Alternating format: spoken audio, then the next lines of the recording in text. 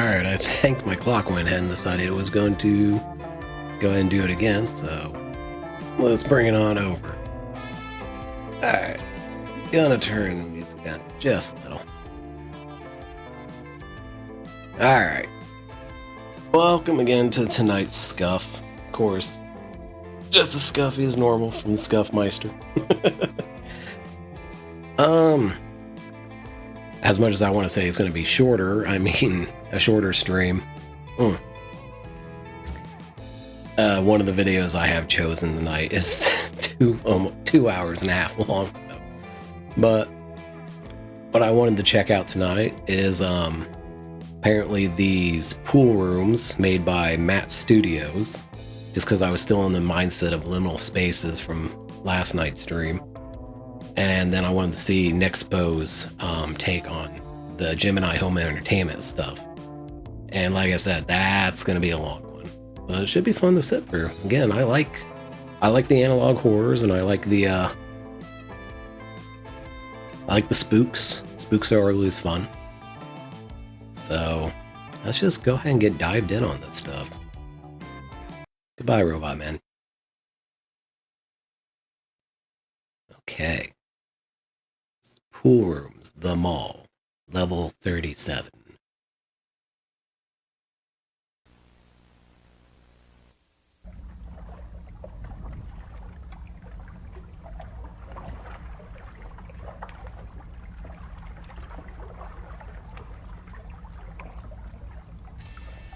You know, even though it's CG, that ain't bad. It's still that level of, like, unsettling. I don't like the waviness on the ceiling, though. That reflecting into the water is weird.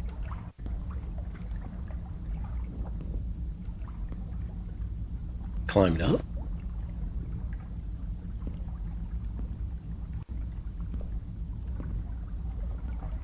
I wonder how that would really work inside, like, an actual mall. If there was just a giant pool in the middle. And, like, it's like Vienna or whatever it is, you could just take gondolas to the next door. That'd be kind of cool. Now they're using, like, all the pool textures, like, for, like, all the walls and stuff, so that's weird. I mean, if it was, like, a flooded mall, I think that would work a bit better. But this is, like, he literally just took what would be a pool and made it... Something back there? No. And he just built a building out of, you know, what a pool would be. Huh.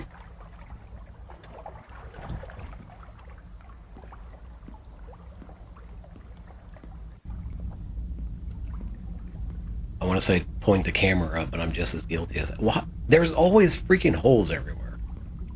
That hole belongs to me. That is my hole. That hole is made directly for me. No. You never go up the dark staircase. Yeah, staircase. Is he suddenly in rapture?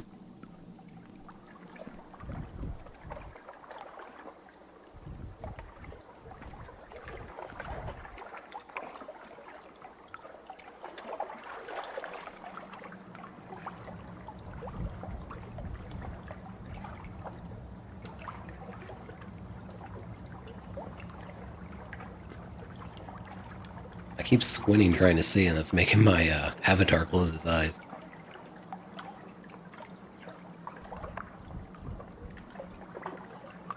I like the red. That actually makes it... These are like the hallways I was talking about last night. Like the corridors and shit. No. That's not cool. And especially that dark and everything. And if you just sloshing through water in the process, no, that's nightmare fuel right there.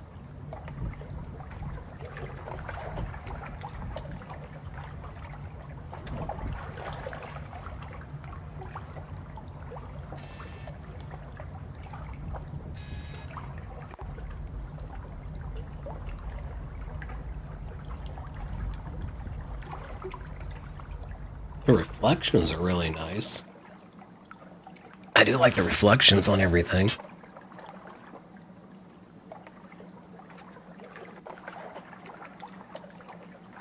Again, Okay.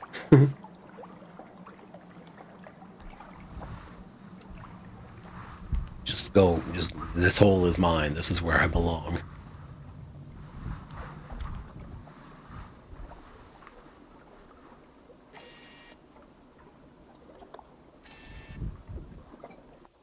That's a horror level right there. Someone comes through that hole right at you. The thing is, he's got to be going through the water. On July 2nd, 1988, the Ace. Hi, Kane, you got a trailer now? That was it? What the hell? No, no, no, no, no. He's just going up the stairs and that's fucking it. Ugh. Ugh. I mean, the big open areas were bad. Like I said, I didn't like the curvy ceiling that was in the last one at the very beginning.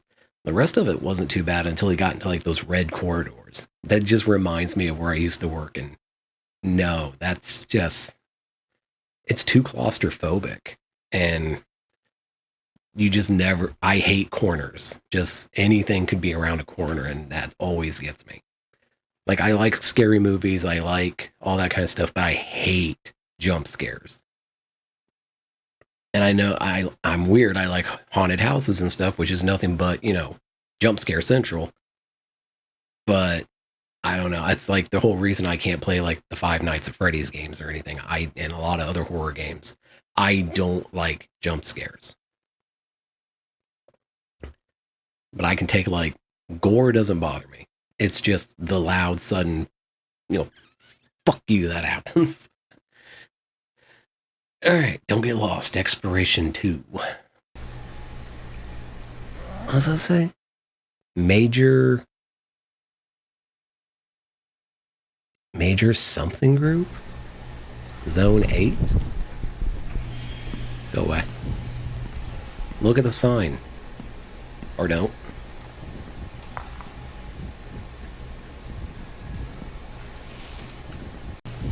Did that say anything?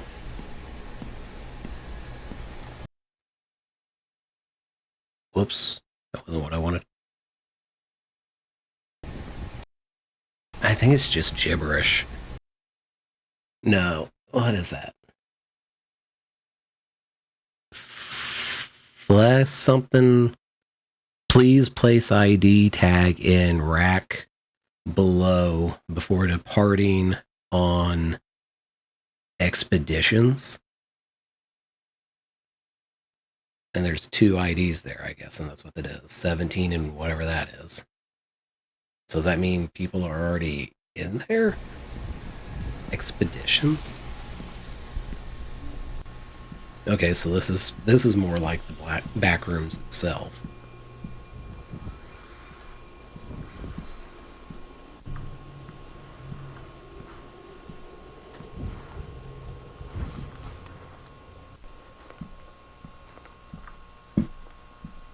Unsecure area.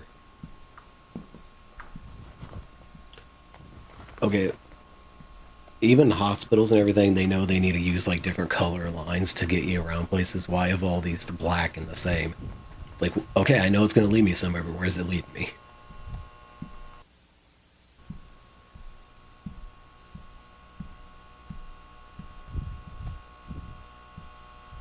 Nope. No. That, I saw that infinite hallway. No. Oh, that's not any better, man.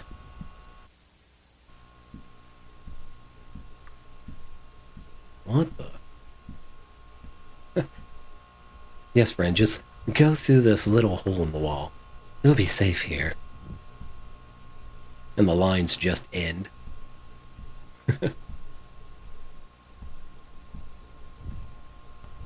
No, it's too claustrophobic. No, there's not even.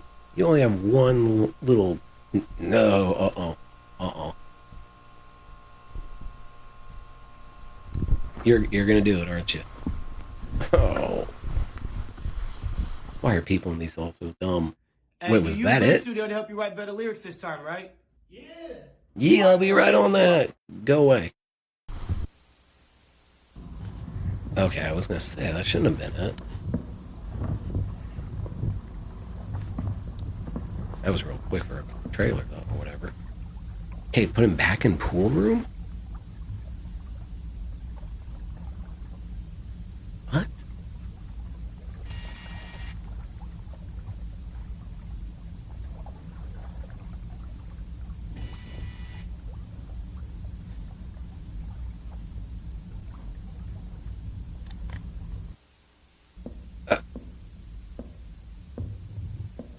Okay.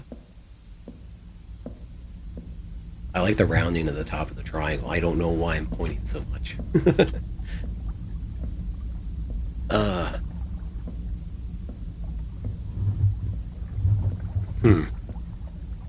Is that like a... Is the reflection making it an arrow, or is that actually like under the water? Death awaits. Go this way. Train goes by. Water train. Ooh.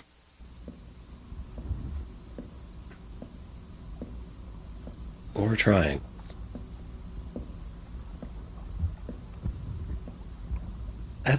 It's like where he was in the first one, but they didn't have all the triangles in the walls. Again, I hate that ceiling. I hate that even in just normal malls and buildings, just in general. It's just ugly. It's not pleasing, it's impractical.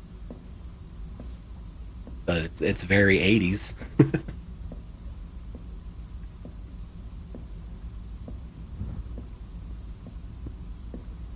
Yeah, I don't like all the jump out points.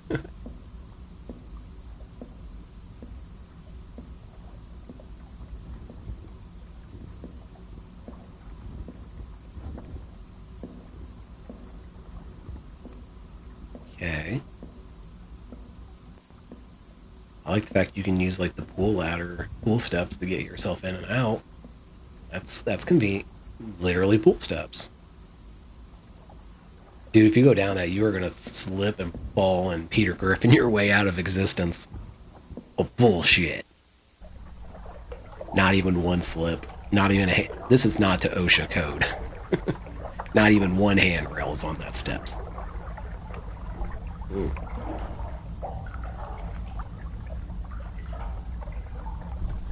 Huh.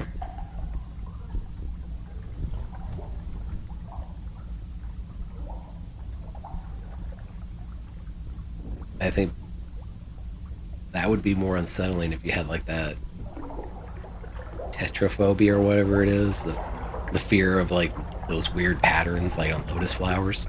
That would be weird. But I don't know, they just kind of look like windows if I pretend hard enough.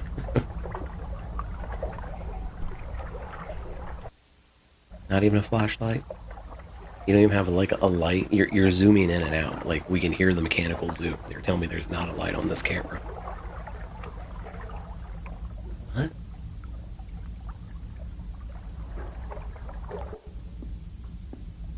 What are those supposed to be? Is this where they come like crucify people or something? Come to the new water park. Ride our slides. Come to the... Oh. Get crew. No. No. Go away. I have Spotify. You don't need to advertise it to me. This is new? So, he's been here and this is new to him.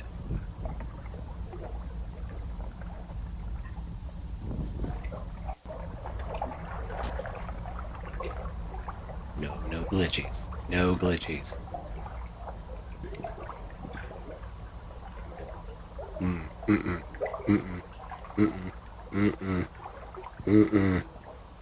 This is exactly what I'm talking about. Nope.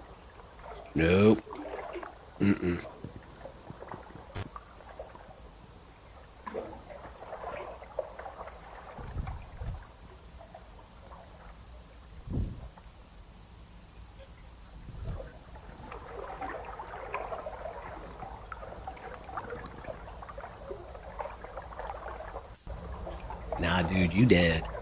You dead.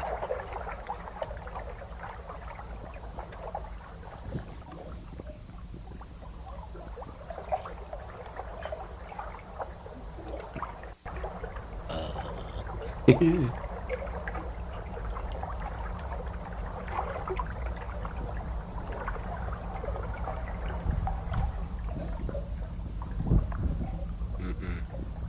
is prime horse. This is prime you're gonna die material.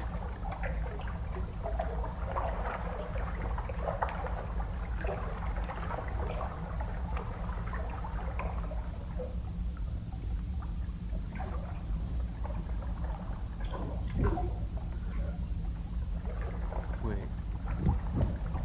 Where did I... There's this one. Oh, you fucked up. Oh, you fucked up. Oh no. Oh, you fucked up. On va changer notre atmosphère. Your overpriced skirts. Go away. I want to be scared. It's got noise canceling. Hey. Take me back to the scary. Number 3, murky waters. So he's lost now. He actually fucked up and got lost. He messed around and he found out.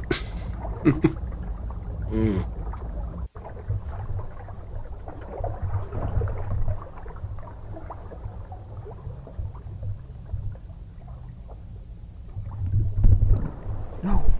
No. Oh. You fucked around and found out.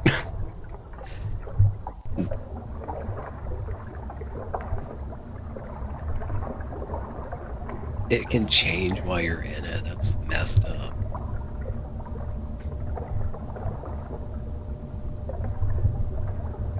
I mean, at least it's nice enough to give you like handrails to try to get out, but not handrails on the steps where obviously everyone's gonna fall and break their necks.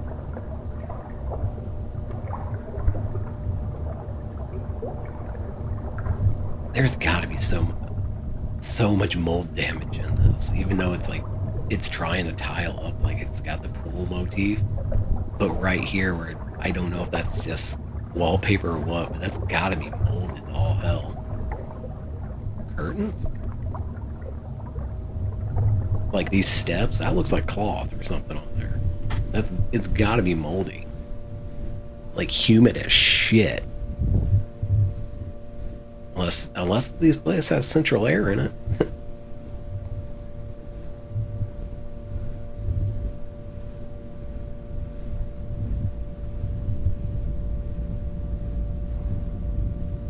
So you give him a handrail there. That's nice of you. Not on the stairs of death, but on that one you do.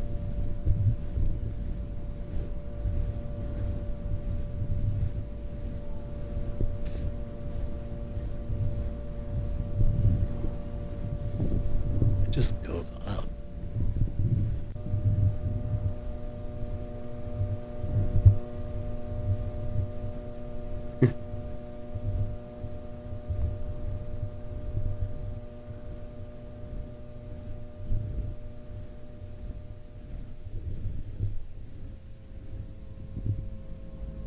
You need a handrail just to go into that room.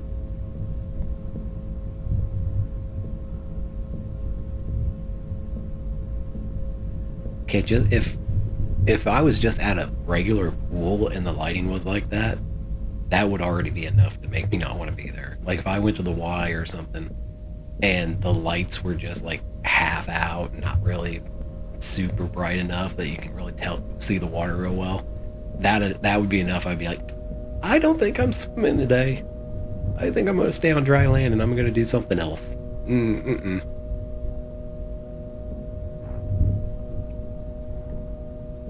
This is like the pool yard at a hotel or a little apartment complex with all the windows looking into it and stuff. People be out there, with just chilling out of the water, sunbathing on the side, and creeper in the windows just going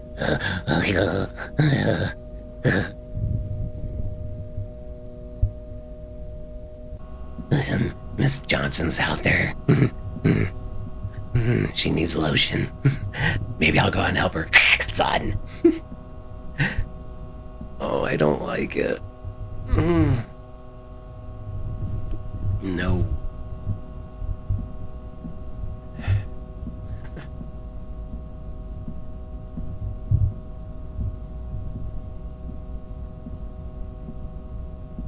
I think one of the main things is that is this the presidential suite? They have their own private pool. Overlooks the grand majesty of the rest of the complex. This is for our high dollar clients. Yes, they can look down on the peasants from here. Yes. Up on the sub basement 47 and look down on those on the sub basement 56. Yes.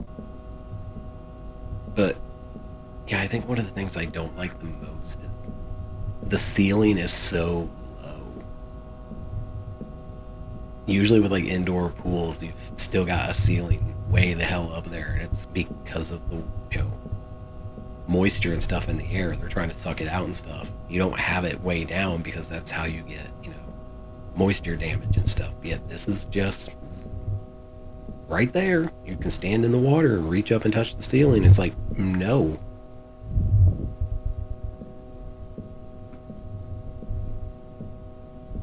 So that just kind of brings on that feeling of like, you're already in water, which no matter how good of a swimmer you are or anything, you always have like that innate feeling of, you know, one little move and I'm underwater and can't get up. But you have the ceiling right there, literally right above you. It just pulls in that claustrophobia. And you're just like, I know I'm only in knee-deep water, but I feel like I could still drown.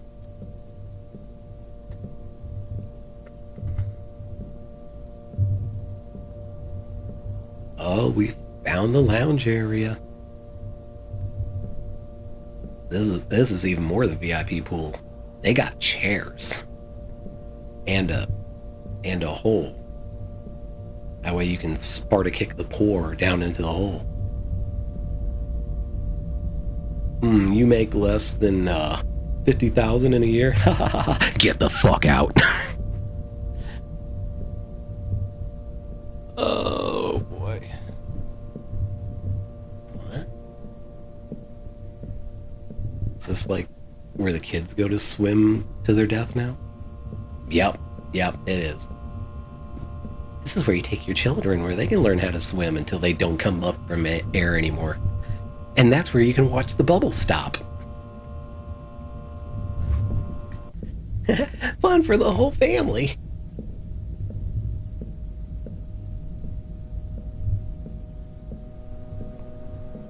There's that wavy ass ceiling again. Outcropping or whatever.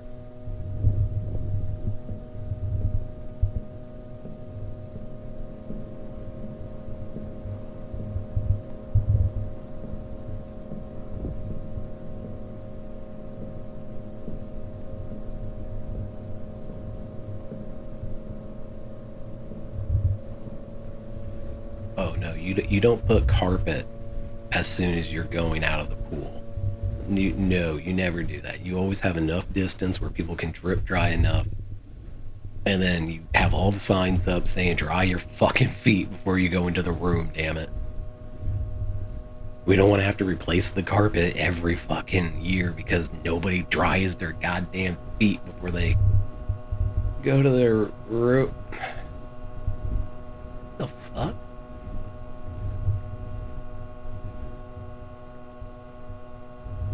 I just want to see one that's a hot tub. That one feels like it would have been a hot tub.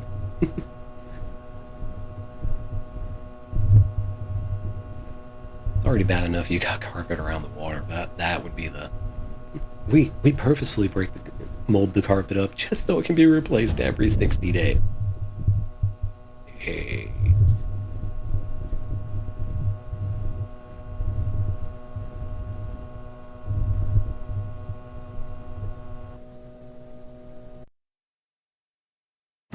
The experiences we never forget come from the choices we make. The Wagoneer or the Grand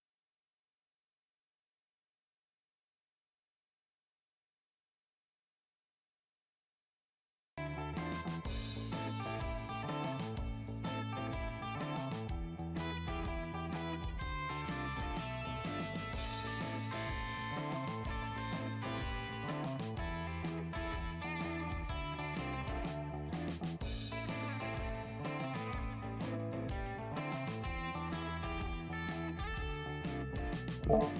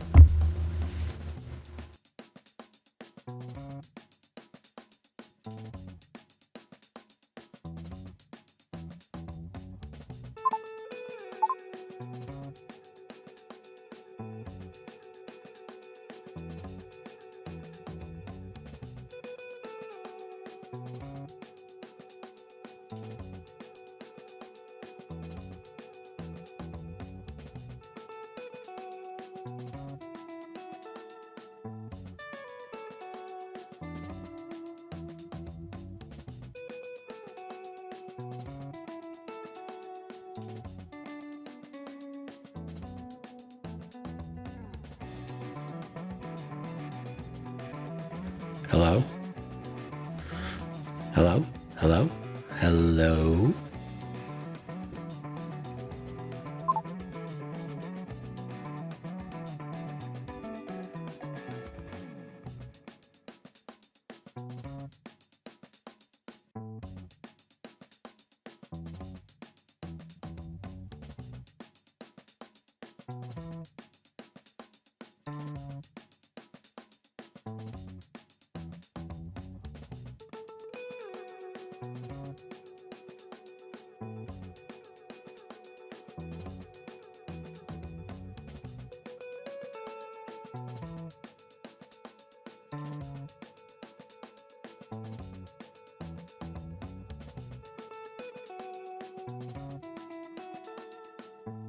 Hopefully it's working now. Or in the OBS it is. Okay. That was weird. Apparently just it decided to cut out all of a sudden. Take myself down just a little bit. I don't know what that thing decided to do. But hopefully I didn't cut out just in the middle of talking and all that. That would have sucked. I don't know why it would have just shut off all of a sudden. Hello. Alright. Looks like it's trying to work now. But like I was trying to say with the pool motif, it's an interesting idea. It's like I said, it's the it's kind of pulls on that primal thing of you're thinking you're going to drown because you're in water, and we're not, designed for that. That's not exactly where we want to be as people. But when we are, having like open sky or something is like preferably what we have. But the fact that the ceilings are like super low, that's probably banging, I'm sorry. It causes that idea of like you're claustrophobic already. So, the flight or fight response is like, this is a small space and it's got water, especially those little crawl spaces. Nah, you're gonna drown, buddy. But that was good. That was good. What was that? Matt Studios. That was good. I mean, it wasn't like the Kane level of like detail where you couldn't tell the difference, but at least the water wise. But water is always like one of the hardest things to get right in like 3D animation. It's very easy to tell the difference. So I mean, it was real simple to like tell that wasn't real just because of all the water. But the textures on like, and the reflection on the pool tiles, and then when they went to the actual like what would have looked like backrooms area, that looked really good. I mean, in my opinion. I mean, for somebody who's just doing something on YouTube and stuff like that, you can't ask for much, and that kind of length and everything, and the camera work was really good. I mean, creating that big of a level system And then walking through it, I mean, getting the camera right to feel like it was fluidly moving and not just like how jerky it is when someone uses a mouse or something like that. That was actually really good. I think that's what sold it. The use of shadows was really good. You know, you couldn't see what was at the end of a lot of stuff. Yet he would have a flashlight when he was in like an actual like dark area and could use it, but he never would turn it on to just check into this dark ass wall he's about ready to walk into like it's a goddamn Dark Souls boss room. It's like, turn your fucking light on, dude. No, that was good. I think that was good. It touched a few of the nerves, especially like the crawl spaces. I don't like that. It did like the first one did with those like back areas in the mall. That did it, like I was talking about before. And then the big open areas weren't that super, didn't give me the feeling that well. And at the end there, it just kind of started getting silly. It really felt like a weird like motel complex at the end, where they just had all these like sectioned off pools where you would have certain guests could only use certain pools, and you know, just all the windows anybody could be looking out and be like, yes, get in the water, get all wet. So it was good. I would give that easily a 7 out of 10. Just for the camera work alone and the lighting, I would give it a 7 out of 10. Especially if it's like, you know, a 0 out of Kane. I would give it a 7 out of 10. The point was you didn't know what was going on, which is what made it even a little bit more tense, which I get that. It would have been nice to have like a direction, I guess, but I don't think he was going for like lore for it. He didn't have like an idea of like, you know, put the pieces together. I think he was just going for like that weird tense feeling, and I think he got it. So yeah, that was real good. Matt Studios. Okay. Let me hopefully position myself where I'm not going to be shutting my eyes every 5 seconds. Come on, me, stop sucking so bad.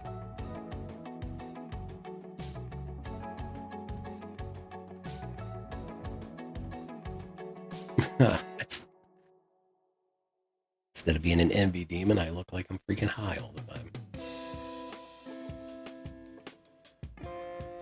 Okay, I think that works.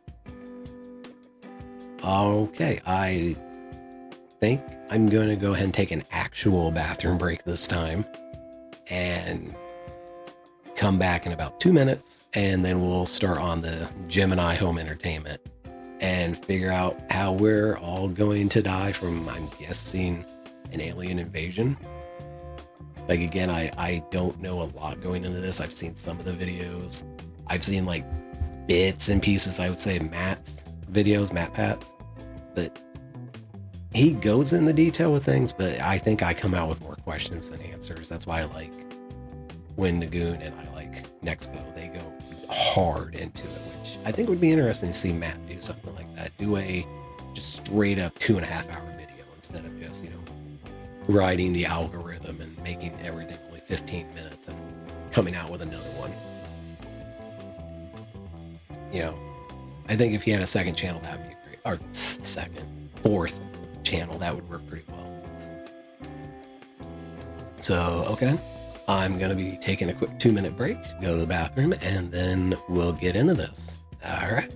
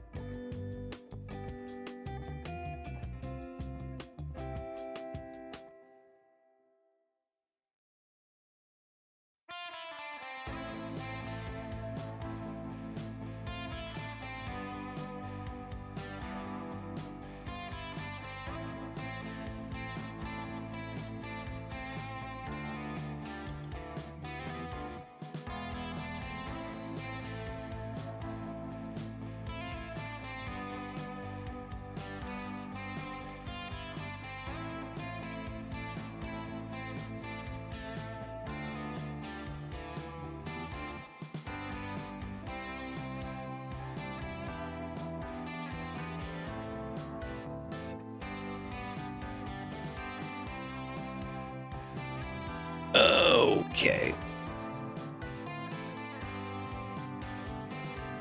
Let's get going on this long freaking video. Ooh. It is 2 hours and 36 minutes. Why do I do this to myself? All right. Let's see how much we can skip through at the beginning. Looks like it.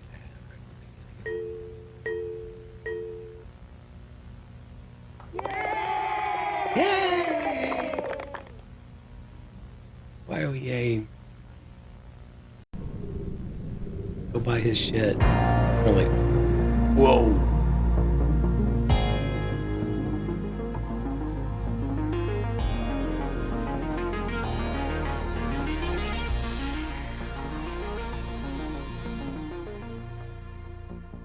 Okay, if that looks like, hopefully it's where it should be in the things. I didn't think it was going to bing that hard.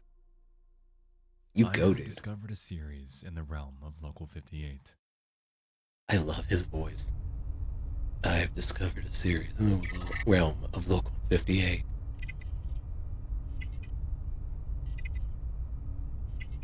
A VHS archive of an ordinary broadcast Good night. company. Animal education, storm safety, space knowledge, artificial intelligence, and are among the topics presented to us in the form of short educational VHS guides.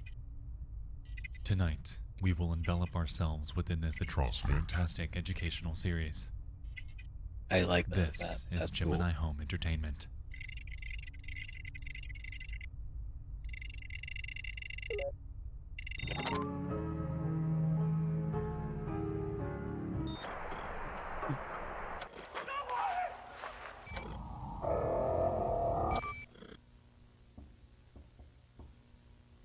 I'll always answer the door. So it's only light. What if they got candy? I'm digging this. I mean, worst case, it's a Jehovah's Witness and you just laugh at them. Tonight is an analog horror series by an internet creator named Remy Abode, birthed from an alternate reality gone awry. Containing events stemming from the hope for a brighter future. Gemini Home Entertainment is a video distribution company ready to take you on an educational trip through various avenues of life knowledge. What that knowledge is exactly is unclear at this point in time. But what we do know is that something in their reality is out of place. Something isn't right here. The series was born on November 13th of 2019 and has since built up to a total of 16 videos, each with their own surprises and each giving us a different piece of the puzzle as to what's happening within this world. The guides are presented in a VHS anthology format, a far cry from the silent onlooking and broadcast interruptions we experienced in Local 58. Whoever's behind Gemini wanted people to see this, and everything within each recording is as it should be. Tonight on our plate, we have the following before us: World's Weirdest Animals, Storm Safety Tips, The Deep Blue, Artificial Computer Learning, Our Solar System, Camp Information Video, Lethal Omen, Debbie Does Survival Dallas Guide, Sleep Image Visualizer, Games for Kids, Advanced Mining Vehicle, Brooks 47 Deep, Monthly Progress Report, Christmas Eve Party, Ass Blasters 97, and last but not least, Crusader Probe Mission. The Santa Claus. Because there doesn't appear to be any sort of established timeline here, we're going to tackle these in the order of their release date. If you can't tell by now, we've got our work cut out for us. Well, yeah, so usually when there's not a timeline, grab that Crystal Pepsi. We're about to dive into some analog horror. I feel attacked. I have Lunchables in the fridge. It's Gemini Home Entertainment. Nah, that. Ugh.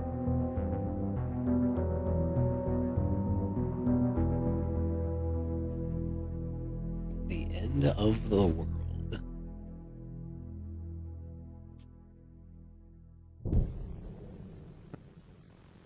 This film has been modified from its original version. It has been formatted to fit this screen. Well, thank you. Oh, it's a little frog. It's gonna swallow your soul. In the cutest way possible. World's weirdest animals.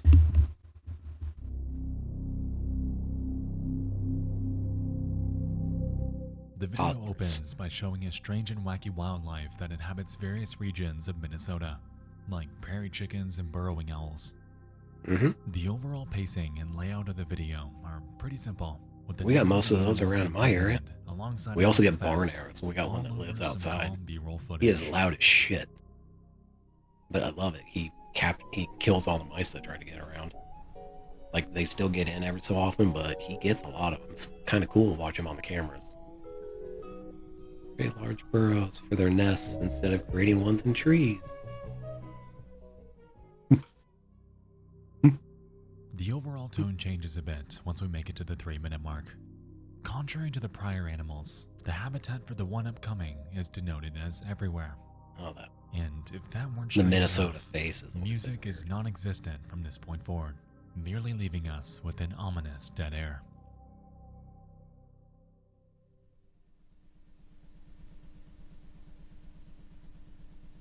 Animal 3.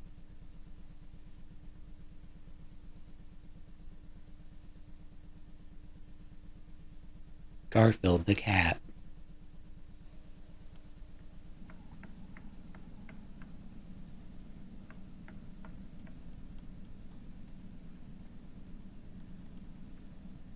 And so, the next animal up is something called a woodcrawler. So, For the next couple minutes, the video explains a bit more about them, like the fact that they're found all over North America, are excellent hunters, do not make any noise at all, and prefer the homes of large families for nesting. Apparently, they adapt to this residential environment, although it's unclear what exactly that means.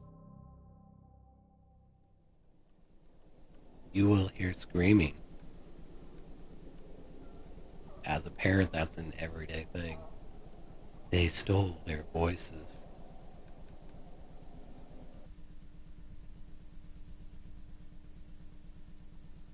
Burn the bodies, lest they stand up again. I mean, that's double tap. Always double tap.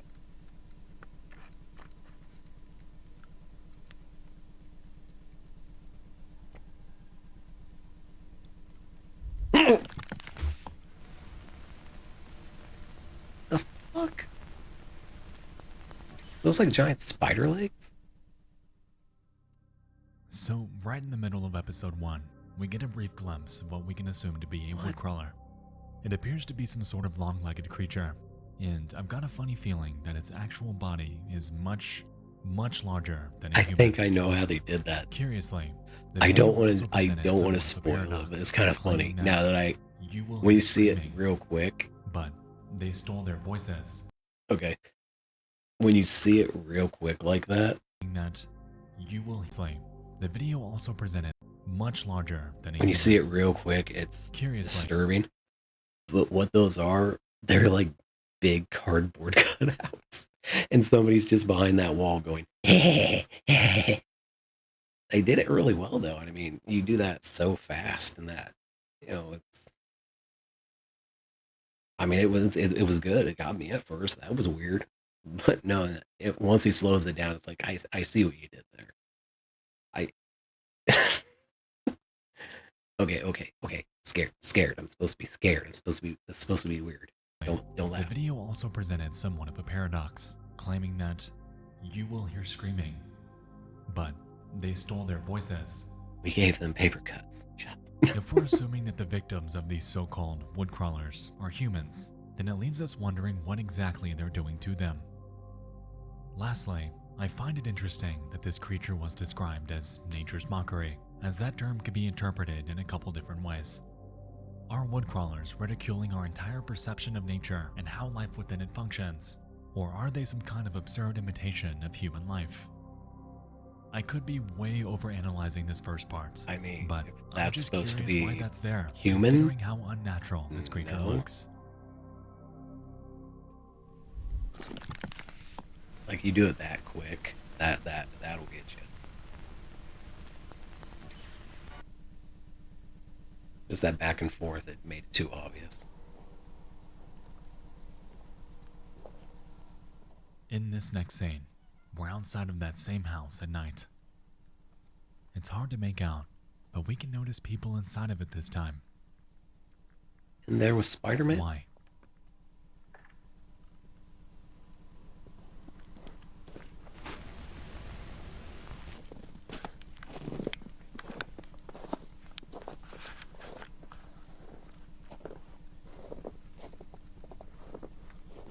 Uh-oh.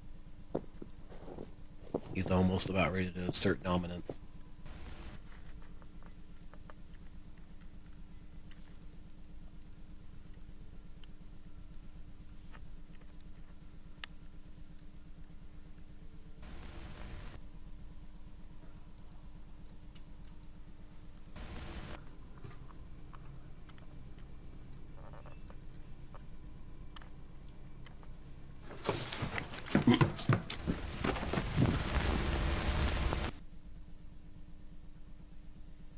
Yeah, those aren't people, are they? Well, he said they were fake people, so apparently not. So, with their bizarre, unnatural behavior, combined with a caption claiming that they're fake people, it's clear that woodcrawlers don't kill humans. They imitate them. This effectively establishes synonymy between the two, as their method of adapting somehow involves taking over their bodies and conforming, to the best of their ability, to natural human life. As we've seen though, their behavior is far from it. They are incredibly tense. That dude's They just can't got properly TMJ. interact, and I do when that faced same with thing. an outsider that isn't one of their kind, they attack them. They're an absurd imitation of the human form. Well, you're on A somebody's true private mockery property. of nature. I mean, if I saw someone sneaking in my window with a freaking camera, I'd run at him too. Go away, ads. You guys sound so pretty. That's so great. Now, please go away.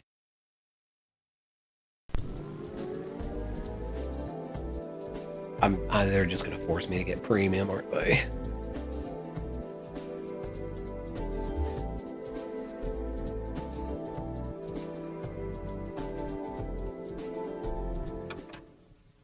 Hey, I was digging that. Damn it. Storm safety tips. Hello. Brought to you by Harbinge Technologies. Harbinge. The focus of this video is to help keep you and your family informed on how to remain safe in the event of a major catastrophic storm. Well, that's good. The steps outlined are pretty cut and dry, with the first being to reinforce your home by improving structural support, replacing roof shingles, and fixing leaks. Been there. Step 2 advises that you install an early warning system that, conveniently, Harbinge Technologies makes. Yeah. According to the video, this albedo That's usually how alarm it will warn you ahead of time if a storm or other danger is approaching your home. I have a wet weather radio. Interesting. I wonder what that could be. The third step involves building a storm bunker, which should be precisely 18 feet long by 10 feet tall. The tape then advises us to install a 4 to 5 foot wide aluminum hemisphere and to place their timber shortwave radio next to it. We're given no further context on why it should be there, but it should. That's weird. Only turn the radio on. What? In the event of the emergency. Not a emergency. The emergency.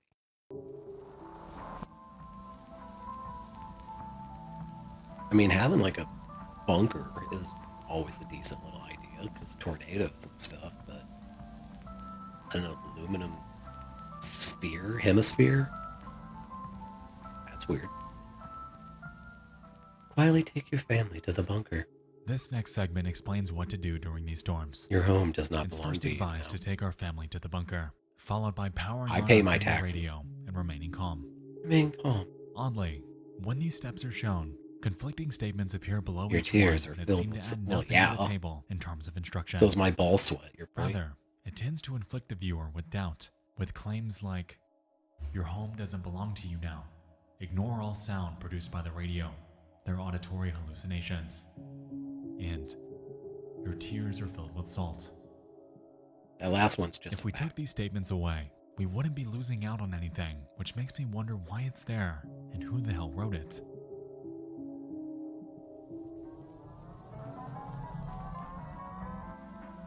after the storm. If you believe the storm has passed, carefully leave your bunker. If your house has been severely damaged, check for movement inside. Do you hear the chime? You are safe. The storm has passed over. Look to the field. Do you see lights? Return to your bunker. I live in the middle of fields.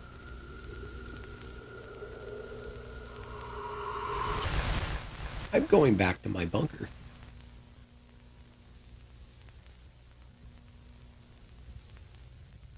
Under your feet. Crawling through the floor.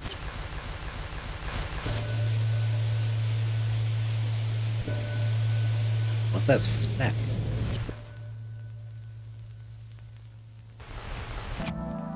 Congratulations, you are now well equipped to defend you and your family against storms. Fuck. Listen, under your feet, crawling through the floor. It seems that this line is referencing wood crawlers, which leads me to believe that this storm isn't the type we know of in a conventional sense. What is that? This, combined with the immediate camera cut to lights in the field, alongside that warning to return to the bunker if we see them, makes it appear that these wood crawlers and whatever's emitting these lights are perhaps the same creature. With this in mind, this leaves us to wonder what exactly this storm entails. How often does it happen? I saw something moving. It's a bug on my screen. Go Why away. is it happening? It's like something's flying through the sky. No.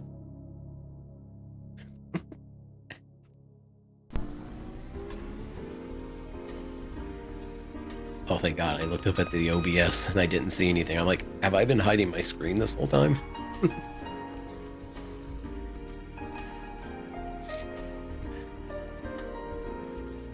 I never liked those fish.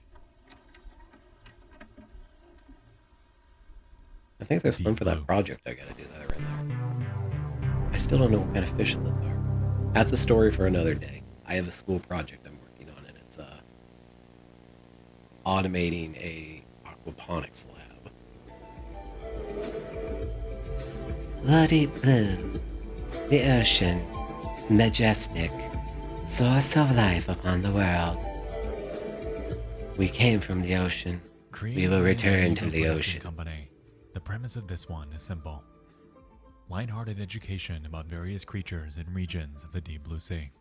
But yeah, we gotta basically automate Towards the latter a half lot of the stuff in the video, aquaponics we lab. come to a section about the deep ocean.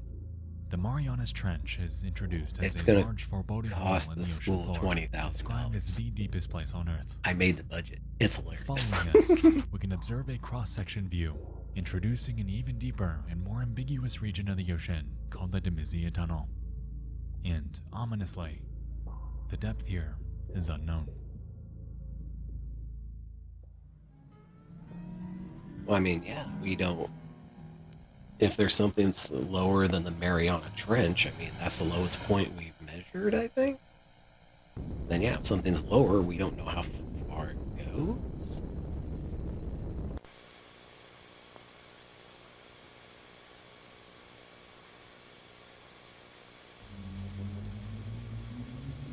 This must be like above the tunnel.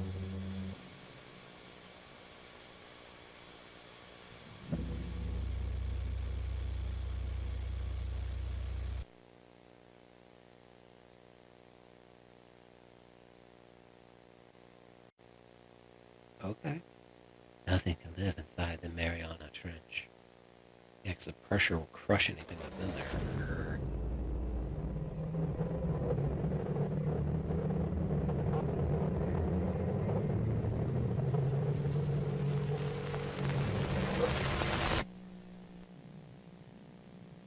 What?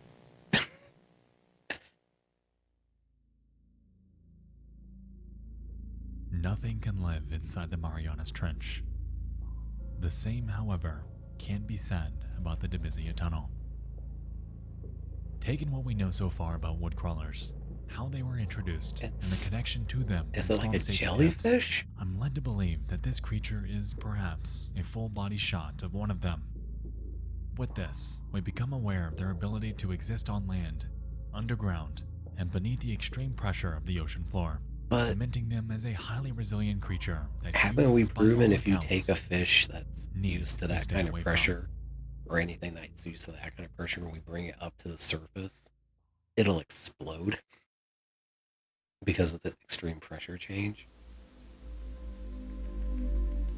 It's the same thing that happens to us when we go diving. You have to come up slowly or you get the bends, the bubbles in your blood. And I think they've legit brought fish up. They've blown up because of that. Danger? Okay, you're not even trying there, are you? Beef background.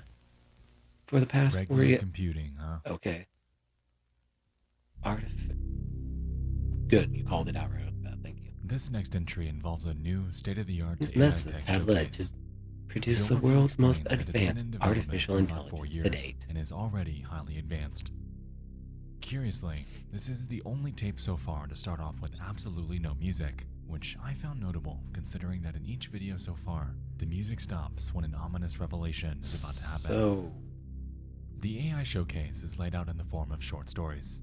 Each iteration spans 4 lines of text, and as we progress through this video, we'll find that what starts off as unintelligible quickly morphs into something we're able to logically follow. when would this have been? Like in the early 90s, I think? I mean, yeah, we would have had Jack leapt over the river. Mary to follow together. Travel, follow the secrets. Jack, the river. It is dead. The river's dead? As expected, this first story made little sense. We can gather an overall idea of what it's trying to convey through words like river, a secret, death, and the names Jack and Mary. Iteration 2 expands on this a bit, and reads the following. Jack leapt over the river. Mary followed close behind. They're searching for the secret place. I hear you. And with iteration 3, Jack leapt over the river. There goes Mary down the stream. The secret place will keep us safe.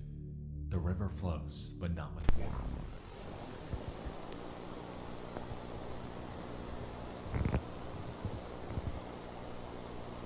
Jack heard it again.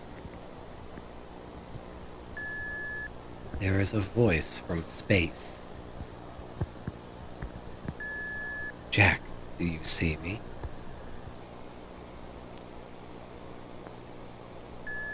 I have become something else. I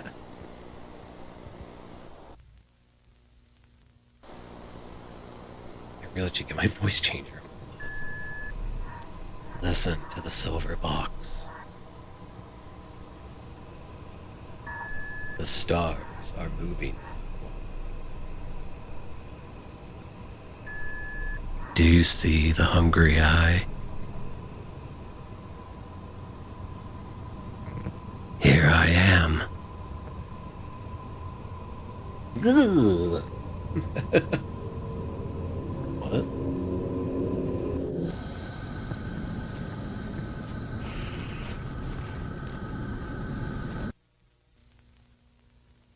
Was that the eye?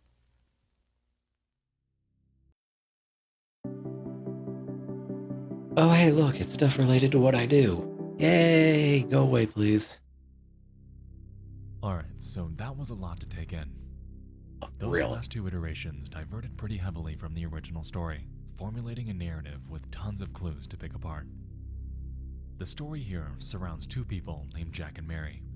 We can assume that they're out in the wild, leaping over a river to get to a secret place. I'm gonna grab some It's crackers unclear what over. this secret place is, but for now, we can assume it to be a storm safety bunker. In iteration 4, we get references to a so-called voice from space, And in that same story, it's clear that Mary has become something else. This something else looks to be the product of the hungry eye that's The referenced hungry thereafter. eye. However, by this point The in the hungry, video, hungry we're eye. unsure of what exactly that is. Something else I found interesting was this small detail. At the beginning, we're told we're going to explore 3 iterations of short stories by this AI. But it was like In reality, 4 or 5? we received 5. This leaves us with 2 options on why this is. Either an external party had tampered with the video or this computer, or this AI is somehow advanced enough to make decisions on its own. In the Personally, 90s. I'm led to believe the former. And this is why. Oh, yeah. As we could see, the structure of these stories takes place in third person. During iterations 2, 4, and 5, however, we receive specific lines of text that address either us or Jack in the first person. And after stringing these together, we gain an interesting result. I hear you. Jack, do you see me? I've become something else. Do you see the hungry eye? Here I am. With this context, I want you to listen very carefully to that last iteration once more.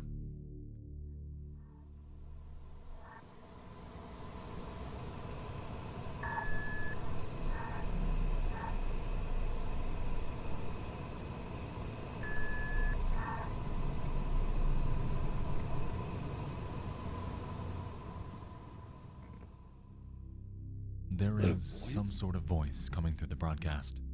It's extremely muffled, however it's clear that something is either interfering or feeding information to this AI. And personally, I'm led to believe that it's Mary. She and Jack are not just filler names for these stories. They are actual people, and I'm going to infer that the story presented actually happened. Moving on. Towards the video's end, we observed a glitch in the 2 diagrams. Given the references to the voice from space and the moving stars, I'm led to believe that these 2 circles represent planets. The larger appears to be the hungry eye, being denoted as alive, with intent. It seems to be hyper-focusing on a smaller planet, which we can assume to be Earth. And in the second diagram, we can observe the effects that this eye is having on us. Somehow, it's projecting some sort of vessel down to Earth, and once it makes contact, it mutates into the creatures we've been seeing thus far. It's clear that there's something larger at play here, and there's a lot of context that we're still missing. So let's keep this in mind and press on to see what else Gemini has It's a for us. freaking eyeball.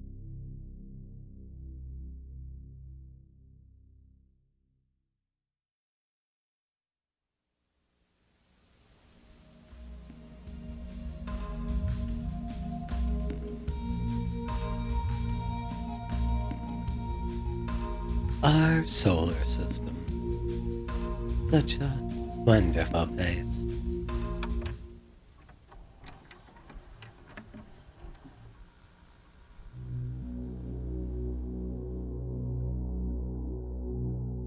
When we shift gears to our solar system, we're able to learn a few facts about the various planets. A diagram greets us, encompassing the Sun, Mercury, Venus, Earth, Mars, Jupiter, Saturn, Uranus, Neptune, Pluto? After learning facts about the Sun, 9 Mercury, pizzas? and Venus, we then make our way to Earth, described as one of the only planets in our solar system capable of supporting life. Yeah, that's a good thing to highlight. One of.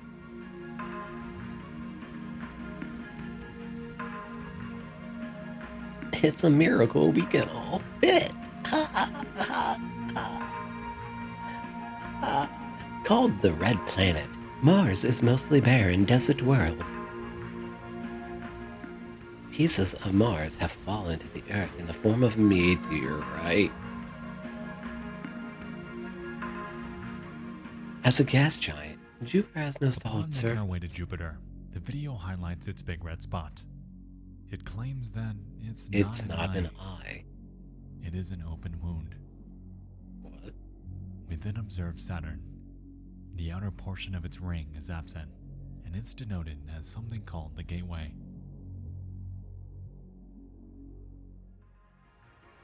Wait, was something popping up behind them? The coldest planet in our solar system. Unlike most planets, Uranus rotates on its side. It's funny because it sounds like your anus. Haha. I'm 12. A large storm rages in the planet called the Great Dark Spot. It is the lens. Neptune has been mutated.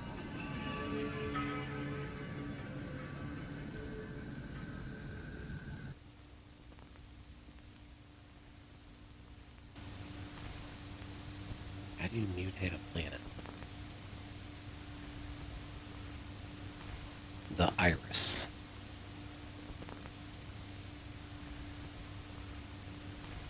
It is within us now, or within us now, laughing at us.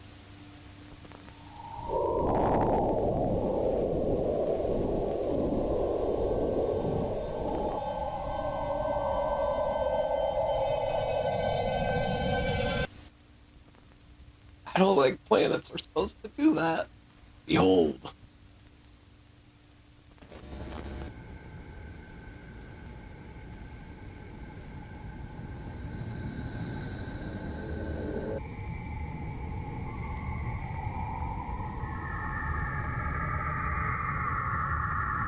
Are we getting shot by rays from Uranus? I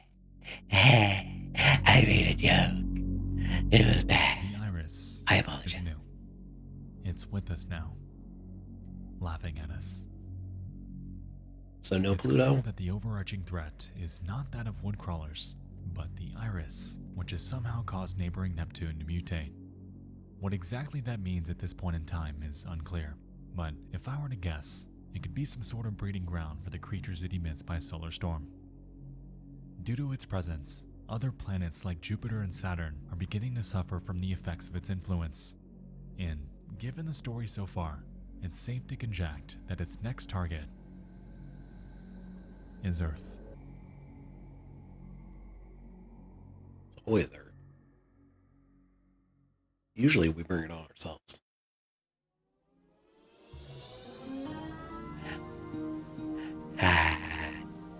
Camp information video.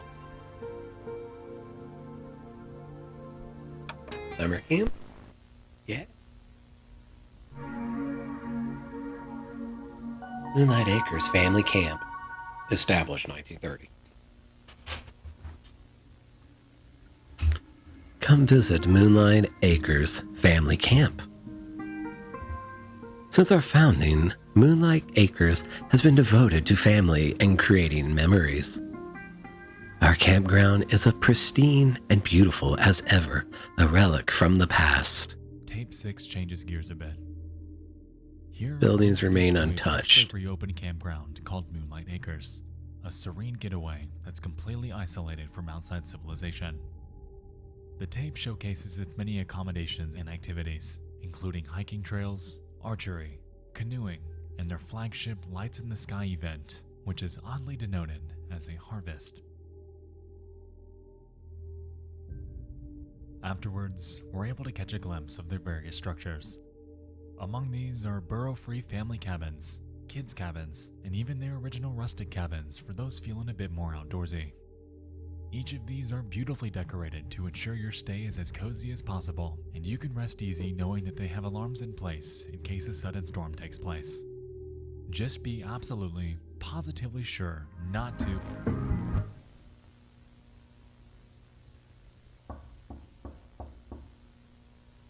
Housekeeping.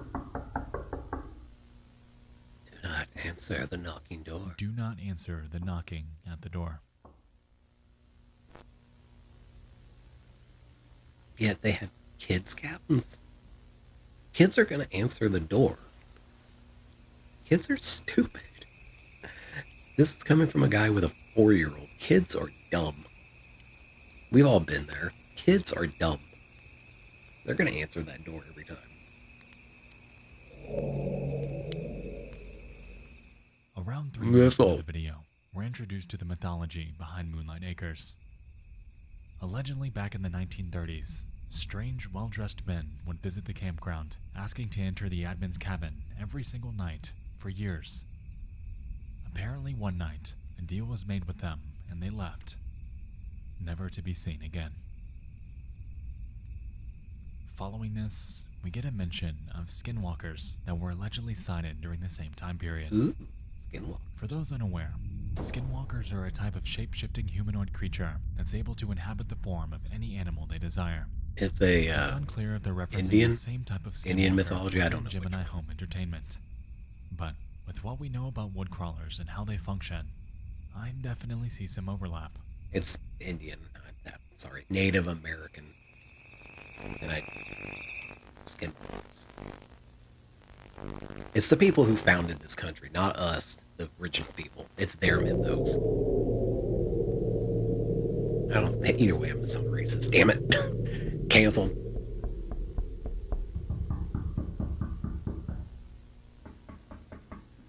Housekeeping.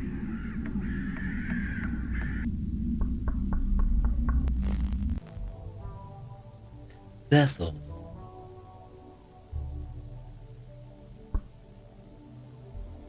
Adam Levitch, Men's Club Supervisor. Barry Johnson, Assistant Activity. Okay, you're going too fast.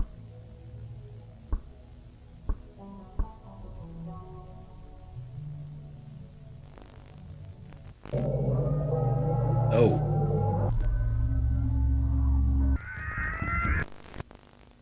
What the fuck? No, no, no, no, no.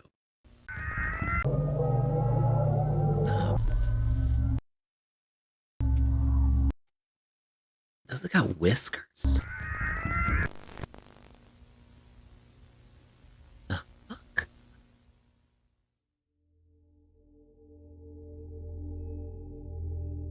Also, Adam these are Levitch, Barry Johnson, these are Sam cabins. Michaels, Bethany Newman, Cabins Alec usually Davidson, have and Dorothy Bates are listed like as shutters vessels. on the windows. They're not like super Barriers of effective. something. Like usually, That isn't most of them good. won't have like the old rustic ones. They're It's not going to clear have to us that the glass. knocking was coming from woodcrawlers, and given the photo So of them, why would they worry we're able about to knocking on a door? finally Why not just establish a scale for go how through the dangerous fucking these window? creatures can be. I'm going to conject that the woodcrawler we saw in World's Weirdest Animals was much younger than the ones we're seeing here in Moonlight Acres. While we're currently unsure of what their lifespan is, we know that this one surely wouldn't fit into a house. Given the campground's mythology, with the stories about the strange men that coexisted with so-called skinwalkers in the 1930s, this implies that these creatures have been here for decades. But this leaves us to wonder what they've been doing and how they've upheld the status of mere campground mythology for so long. We know the original staff opened their doors, likely being killed or transformed into fake people and resulting in the campground's original closure. But where the hell have they been since then? What is clear is that Moonlight Acres is back open, now advertising burrow-free cabins and having a clear awareness of these creatures existing. Someone gave it the green light. But who? Find out after this commercial break. The experiences we never forget come. I hate unskippable ads. I think I'm just gonna end up if this is gonna be a common thing for me to do, which I think it's going to be, I'm just going to get premium just to make life easier.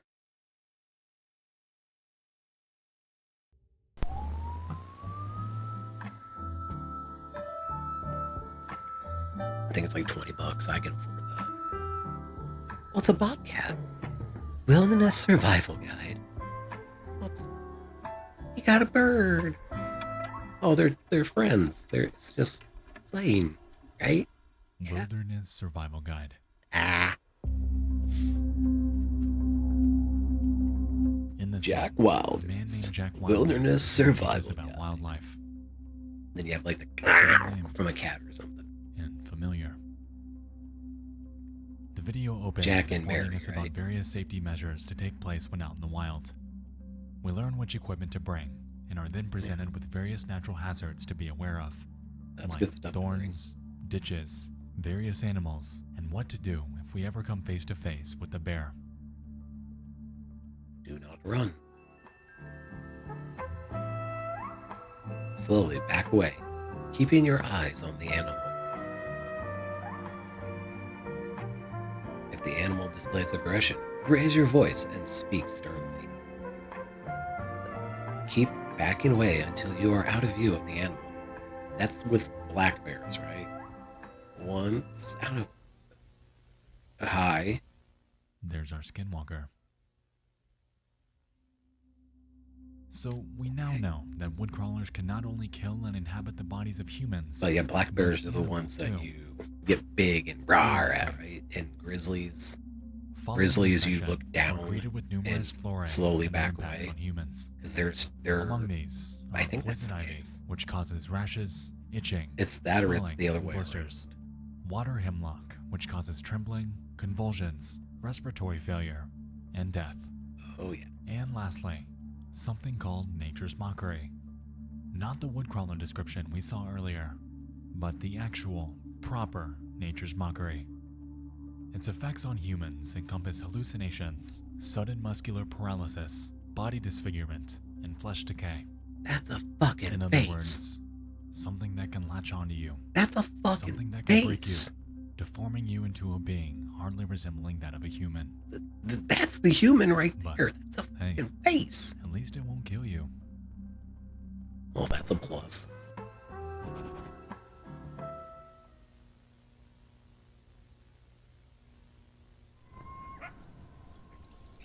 Coyotes. I know this real well. We have these out here. Fuck them.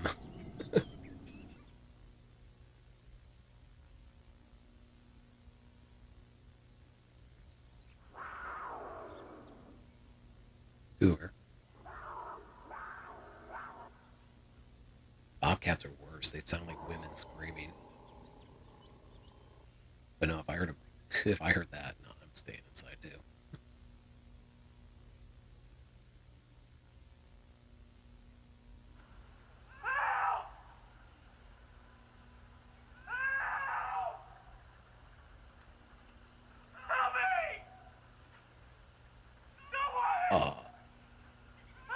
Should I call 911?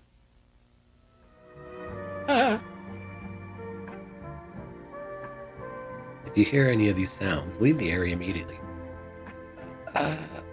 Don't move towards the sound. If you hear them, they have already heard you. Well, yeah. One of the most disturbing and unethical aspects of this video was the description of a human pleading for help. Clearly, they were desperately in need. However, the video plays it off, persuading you that this human being that's probably on the brink of death is nothing but an auditory hallucination. Knowing what we know about fake people and their conformity to human life, I understand that this could very easily be one of them. But what if it isn't? We're presented with a catch-22 here. If we Yeah. risk our own life to help this person and they're not a fake person, then we've done something good and helped save a life. But if we assume that it's a fake person without ever confirming it, we'll never know any better and they'd be left to die. It's a tactic of manipulation. Gemini Home Entertainment has planted a seed in the heads of whoever watches this, and it effectively contributes to a moral apprehension, a panic per se, in which you truly cannot trust anyone.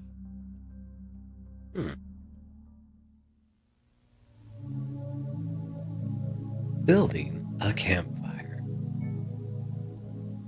What you will need: large stones, dry grass leaves, dry twigs, branches, matches, dry logs. Moving on, we Okay. then learn how to create a fire. Critical knowledge for anyone venturing into the wild.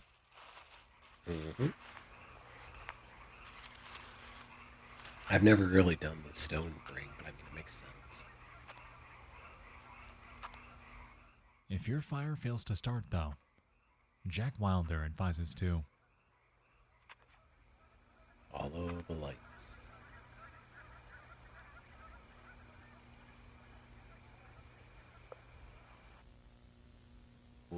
If you know you're going out, well, when you have a striker with you, though,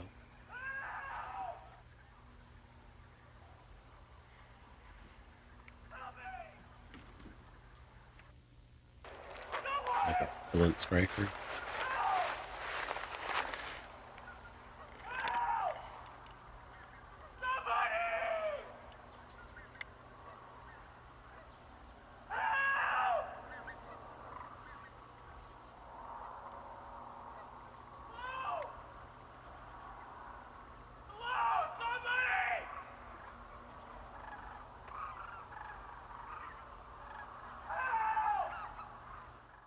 And so we have Exhibit A fake person screaming for help. Like bait. Huh. You believe you have been infected through a wound, do the following. Wash your wound with water and soap. Use antibiotic ointment on the injury. Forcibly rip foreign objects from body. No. No. One, not forcefully, and two, you usually leave it in so you don't bleed. It's like a stab wound. You leave the knife in.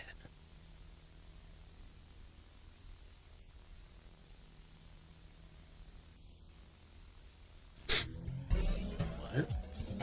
Oh. Yeah. Intense action. Challenging puzzles. High quality graphics.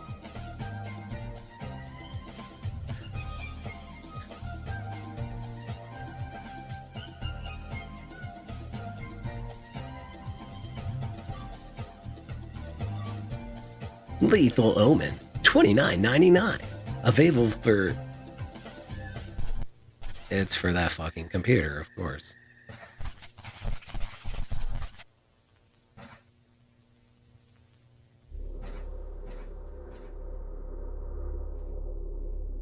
Welcome to Lethal Omen, a video game intended for Regnat computers. It takes place at Moonlight Acres, and throughout this video, we're able to observe the embodiment of various motifs we've seen in videos past. So, The beginning of the game starts out serene. The play was it takes made over in the game Unity? for a bit, however, is soon greeted with an enemy mob that are out to get them.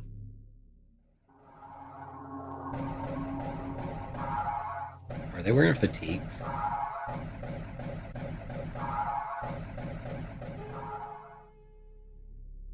Interestingly, these enemies appear to be dressed in military fatigues, giving rise to the possibility that there's some sort of military intervention at play here.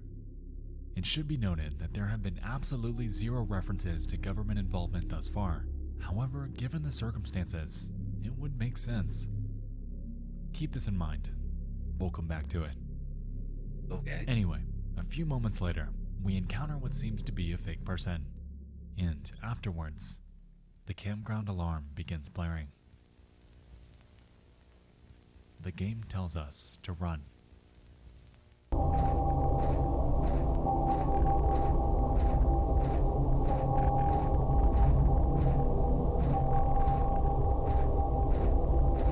Bunker? The radio and the aluminum ball thing.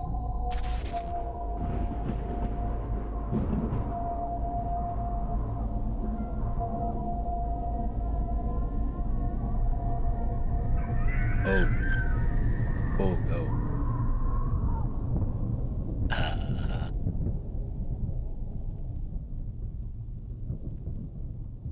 Why is the ball glowing? I was gonna make a joke about using the wrong And screws, that, my but friends, the ball is what takes place during ball a is storm. glowing. Panic. Disruption. Invasion.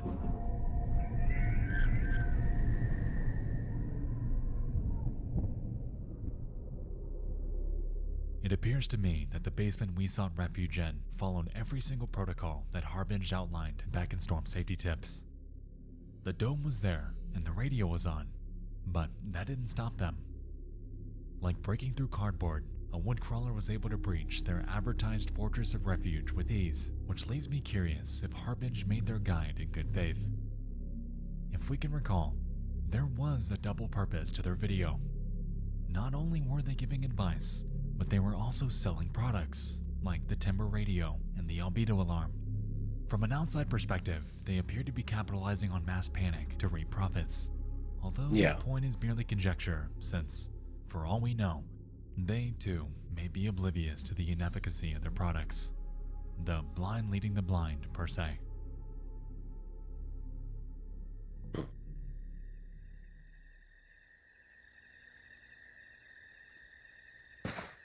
Look to the field, I guess?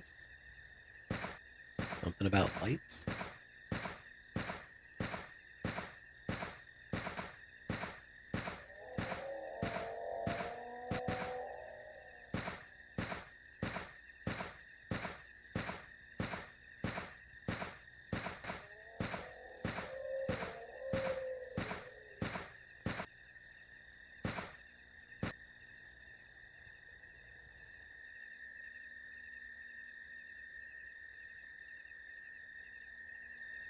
What the hell?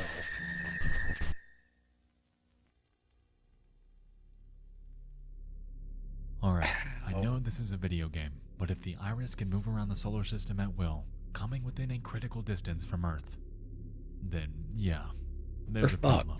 We're fucked. And it ain't just woodcrawlers. Interestingly, this section occurred at twilight, which mirrors the various other references we've seen to woodcrawler activity. The fields, the fake people, the knocking. If there's something I take away here, it's that it seems that these creatures are more active, more violent, when the sun goes down.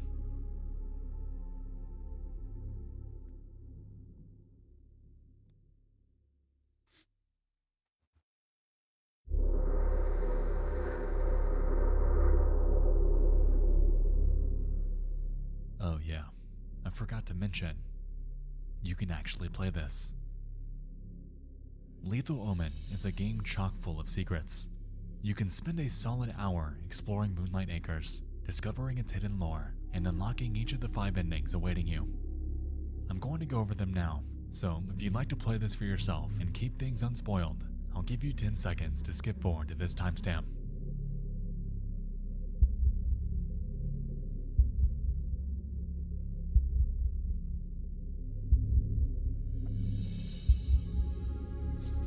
We're at 50 minutes. So after this section, I'm going to take another break. But since we're on the game right now, Like we established, within Lethal Omen, there are 5 different endings to uncover. Before we get to those though, I want to bring you into the campground to explore the hidden lore awaiting us. Lore!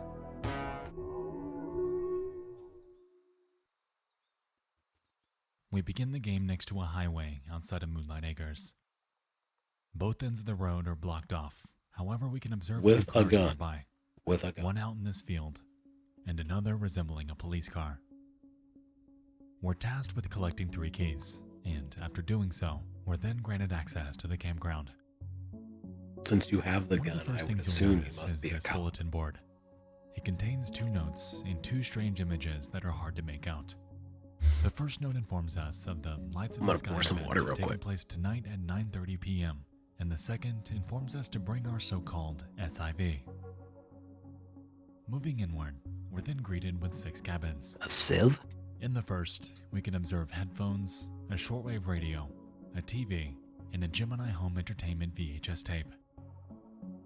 In the second, we get much of the same. This time though, a stack of tapes containing storm safety tips and other Gemini media are present. However, there is And they're this really one better that I'm unable graphics. to make out. In the third, we can observe a TV playing a Gemini tape. Here, we learn that an SIV is something called a sleep image visualizer that we're required to plug into a module. And that same Civ module can be seen lying on the dresser. Given the name, it seems that the Civ's goal centers around recording dreams. For who, how, and why, we're currently unsure of. But interestingly, if we shoot this specific monitor, we're able to observe the Civ in action for Adam Levitch, the former men's club supervisor that we know is transformed into a vessel.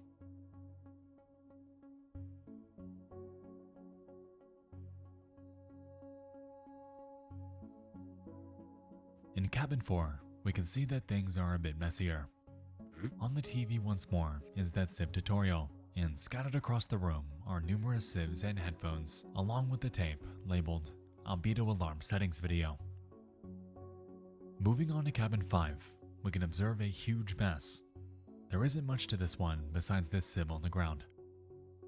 And last but not least, cabin 6. This one has clearly been ravaged by something, evident by the large break in the floor. Within it, we can observe that Civ tape, along with the Civ module and some sort of strange plague surrounding it.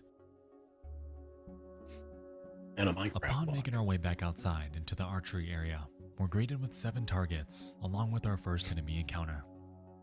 After taking them out and approaching the targets, we're able to read snippets of articles about the events taking place at Moonlight Acres. Campgoers distraught after Moonlight Acres' famous Lights in the Sky event is abruptly cancelled. If you've been looking forward to the Lights in the Sky event this year at Moonlight Acres Family Camp, don't be so hasty to pack your bags. The official Moonlight Acres website recently updated, revealing that the event has been abruptly cancelled with no reason given. Campgoers are enraged, especially those who go to Moonlight Acres every year simply to watch the event, and don't I have am an explanation angry. for the abrupt cancellation. I want to see my The lights. Times asked Moonlight Acres for an interview. They politely declined. The others partially covered, making it a bit harder to make out, but it seems to focus on the disappearance of a person named Jordan Barnes. They were most likely Canadian, and given the fact that this note is beneath the one about the Lights in the Sky cancellation, we can assume that this is why. Investigators are curious, though, as to wonder if why you so could many are pull the, worried about their assets disappearance, from the pondering if they're files. victims of a so-called mass hysteria. Unless it's one Moving solid on. asset. Once we make Maybe? our way to the administrator's cabin, we can observe numerous campground photos covering the walls. The first, amusingly, contains a Mario 64 reference and displays an aerial view of the campground. The second shows the campground entrance from 1982. The third is a swimming pool, circa 1988. And the fourth is a camp staff group photo taken in 1984. On the far wall are numerous other camp photos that are unlabeled, and opposite this are shelves full of VHS tapes. Here we can make out various Gemini videos. However, this specific one bears a name and date. Given what we know so far about the Civs and how they operate, I'm led to believe that this might be an archive of numerous snap dreams. Further inside, we find a shelf full of TVs and a strange door that's floating on the wall. Upon making our way up to it, we encounter an unkempt attic full of discarded televisions, and on the floor beneath them, various notes, reading the following. It was looking into me, wants to eat the camp. I fear the men may return. My face is going away. My face. I hear voices. The spot on my neck has grown. There's a bonfire tonight. I'll stay in my bedroom. Lights in the skies tonight. I've been told that the men will be present. Maybe you will leave us alone now. Something that stood out to me here was the reference to the spot on their neck. It seems to allude to an infection that is slow moving, and there are absolutely zero references to woodcrawlers or any sort of creature. Given what we know so far about nature's mockery, It's a fucking it doesn't face. seem to be that either, which I leaves still me don't like it. curious It's a if there's fucking another face. form of infection taking place That here. was a person. Something biologic. Fuck that. Moving on. No. If we make our way back outside and head leftward, we encounter what I assume to be nature's mockery. And within it, a heavily deformed human being, giving us a visual as to There's what the this face. plant actually does to you. Yeah. There's While a reason there's examining a it, face there. the fake person we saw back in the commercial gameplay spawns in. And then we're told to run.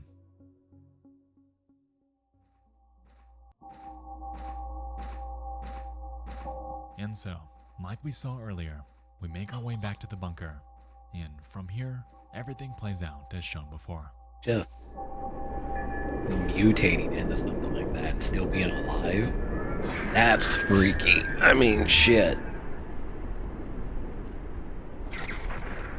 Kind of like with the whole, like, the head crab thing.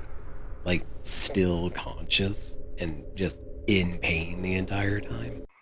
And just knowing what's going on, but yet unable to do anything about it, and you're just mutating like that. Yuck. Well, except that. And so, this time, we hear a fake person screaming in the distance. No planet? Yeah, that's actually kind of a fear I would have, like being vegetated but still conscious while I'm doing it. That is scary. And we come to find that they're infected with the same plague we saw on the cabin floor.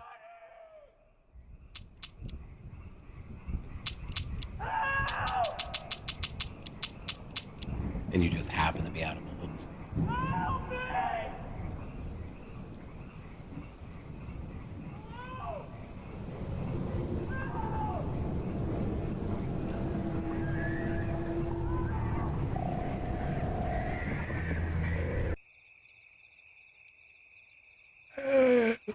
And that, my friends, is ending 1. Play the game like the commercial and encounter the iris staring into you.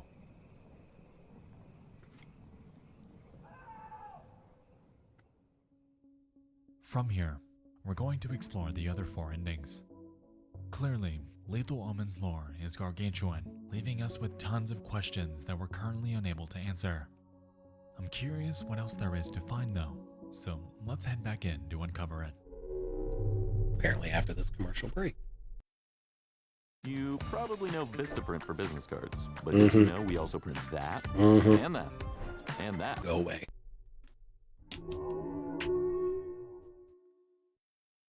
Moving on to ending 2, you once again begin the game as usual. Collect the keys and fight the enemies. However, this time, instead of approaching the Nature's Mockery abomination, you gotta make your way back to the admin's attic.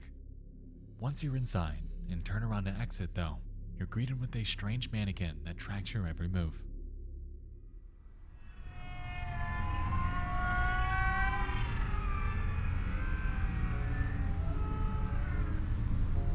And after approaching it, you observe the following.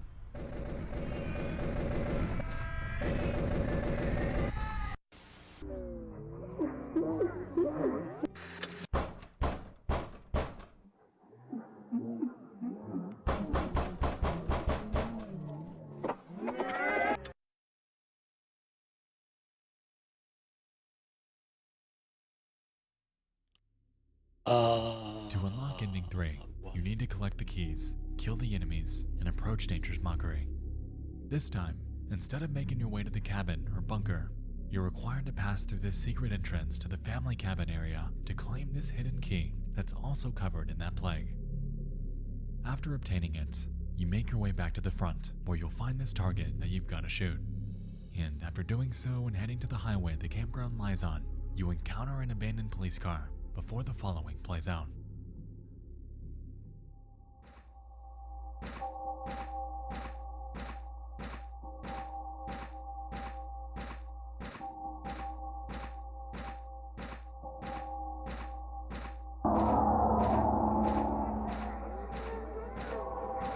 You are not that. What the hell?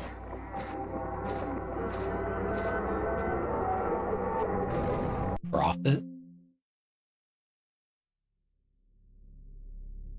Ending 4 involves us making our way back in. After taking out the first round of enemies, we're required to shoot each target before making our way back to the entrance.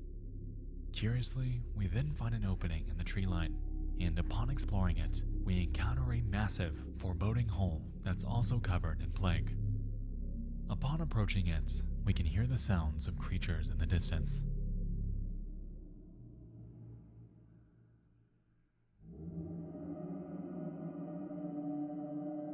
And of course, we do as any sane person would do, and jump in, giving us our 4th ending.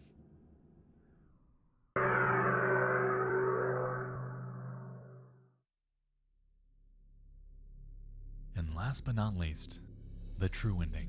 Oh, Here, we gotta do everything we've done prior. Keys, enemies, mockery, plagued key, and heading back to the front. Curiously, we then see an opening in the fence line, and after approaching it, we encounter a group of enemies in a formation. This time though, they're not out to kill us. They're waiting on us.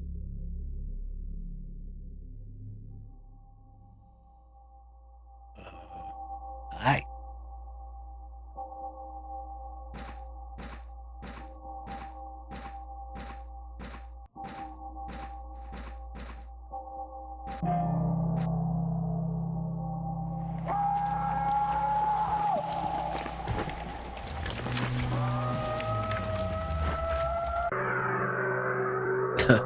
Well, that ended well for you.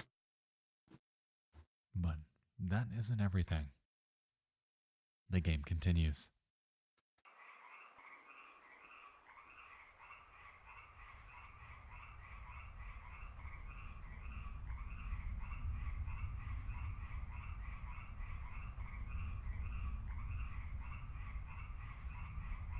I'm gonna risk a crack. We approach a tree with a sign.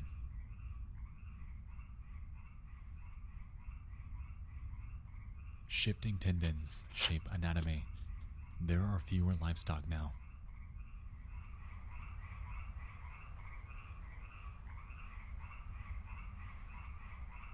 And another. Wretched hands tap my window. A stranger's fangs scrape the walls. Fangs? So they just got their teeth against it going, ah! Like some demented beaver.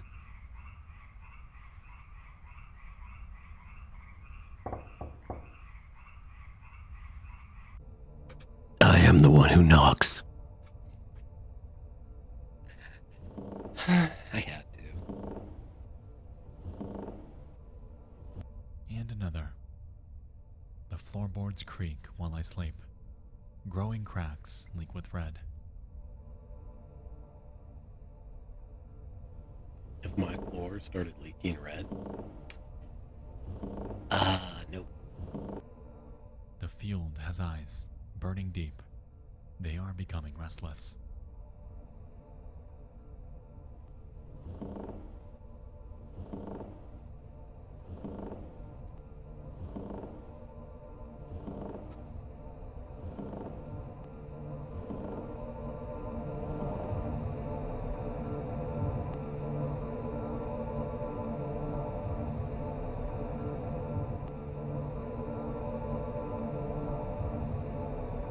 Hi, guys.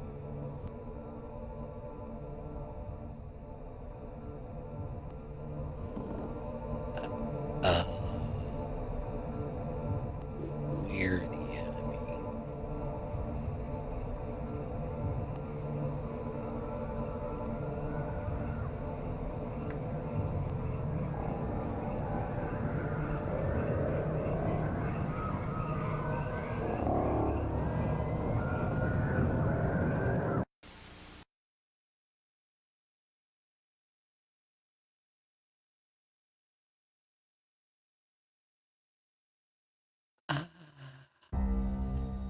The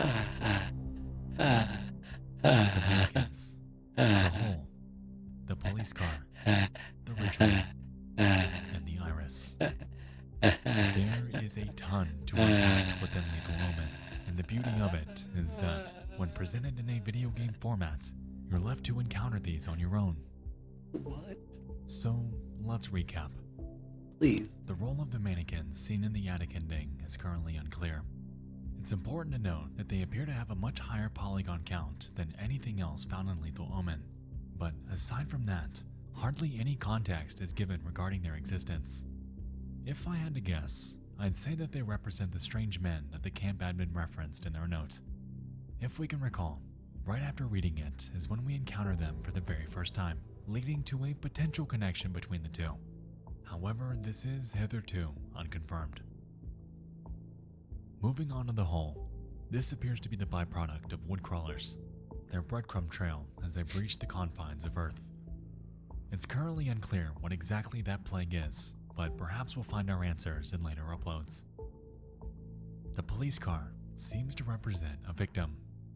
The police likely received calls of strange activity going on at Moonlight Acres, potentially involving the missing Jordan Barnes. However, after investigation, they never made it out to reveal the truth. There is a looming impression that they're aware of woodcrawlers, but this is also unconfirmed. And lastly, the ritual, an embodiment of helplessness. After realizing that everyone around you is infected, is a fake person, you lose all hope on fighting back. Police can't help you. Camp admins answer the door. They can't help you. The bunker that's supposed to keep you safe, that can't help you. And a supermassive sentient eye is looming over you. Yeah, It goes without saying that in a quit. situation like this, fighting back is futile, and the game communicates this by waiting on you. Get in, they beckon. Give in.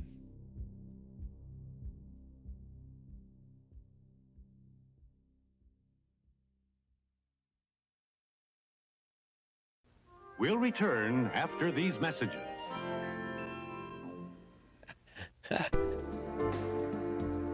I agree.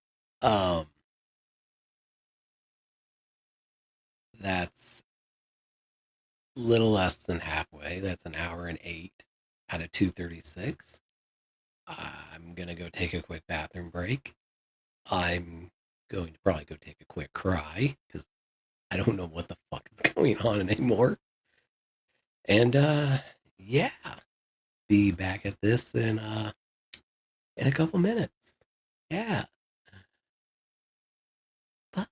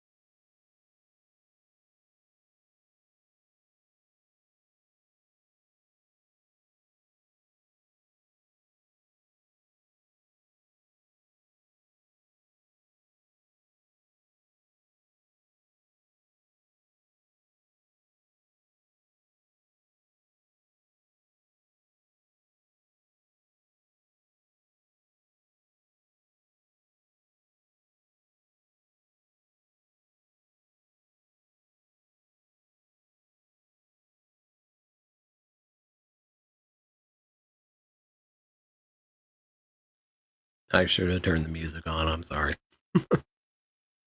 I just really had to pee, and I completely forgot. That's my bad. All right. So,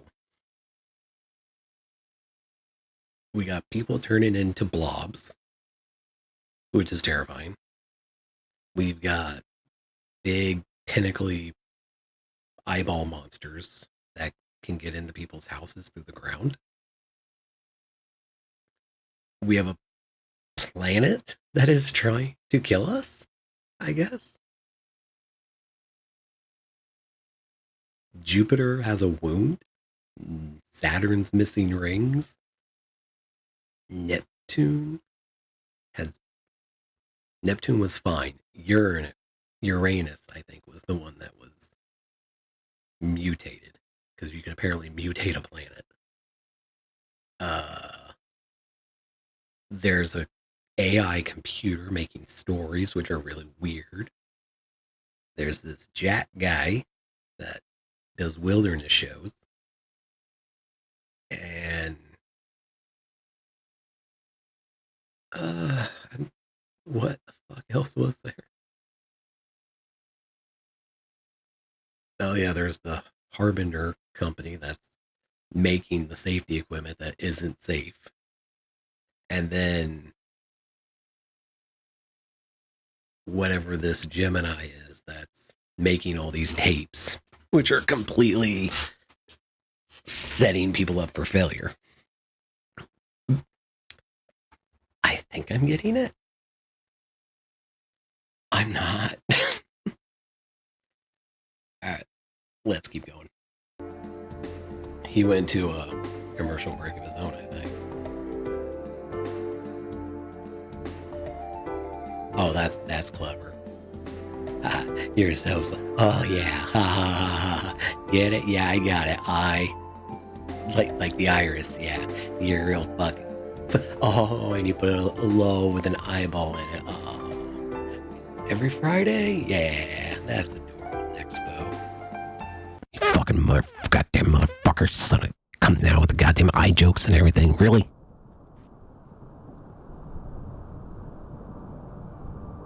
Alright, halfway there. You still with me? Nope. As we can see, there is a lot going on with Gemini Home Entertainment. We still have tons of questions about the overall story here, but I wanted to circle back and recap on what we know so far. Thank you. I just tried that and I think I hurt myself. Popcorn and get cozy, because you and I are only getting started. Popcorn sounds good, but it's like 1:30 in the morning. In review. Within Gemini Home Entertainment, the entire story revolves around the Iris. We know the Iris is a supermassive sentient planet that entered our solar system without humans ever knowing it. When, how, or why it did is currently unclear. But what we do know is that it infected the neighboring ice giant Neptune.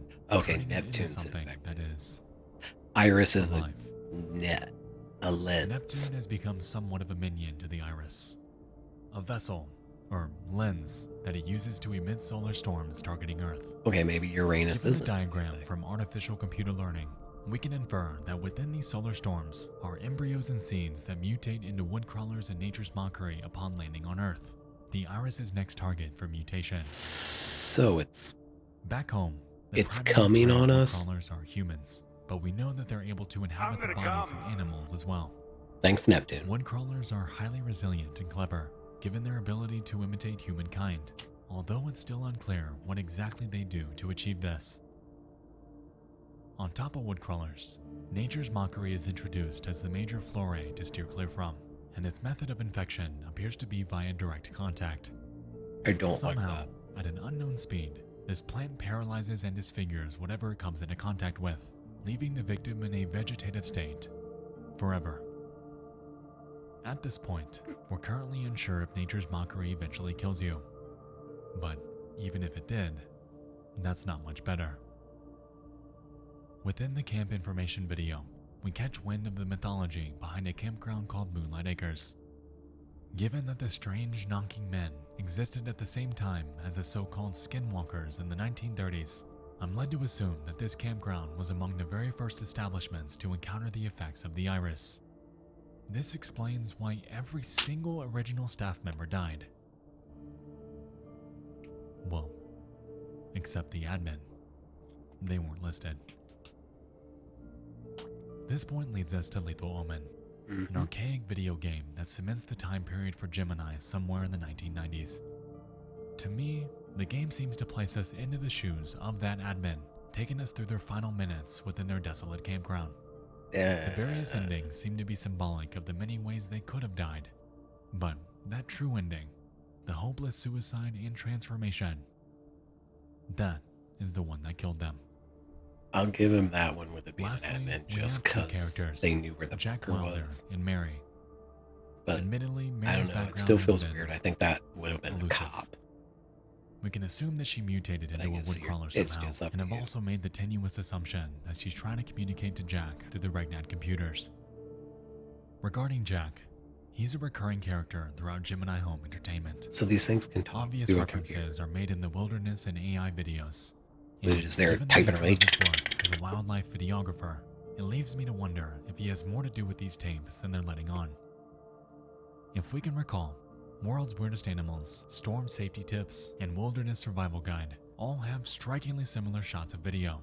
So if he's the one behind these, clearly being attacked in the very first video, we're left to wonder what happened to him. Where is he?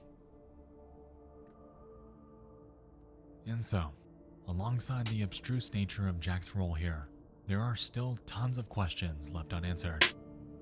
Why do these tapes start off ordinarily, but devolve into a disturbing mess? Do each of the companies that Gemini Home Entertainment distributes for have humanity's best interests in mind, or is there something larger? This at play cord here? for my headphones is way What too short to exactly get to the was that trash can. plague we kept seeing in Lethal Omen? Why are there stockpiles of Civ recordings in the admin's cabin? How exactly do woodcrawlers infect humans? Is the majority of humanity aware of this impending threat? And most importantly, why did the Iris enter our solar system? We know it's there, but we don't know how it operates and what its overarching plans are. What we do know, though, is that Gemini Home Entertainment is aware of all of this. They know about woodcrawlers, nature's mockery, the plague, the need deaths, and something Neptune's sweet. infection. But coincidentally, we know the least about them. Clearly, there's a lot of context left to fill. So let's buckle down and see what else Gemini has in store for us.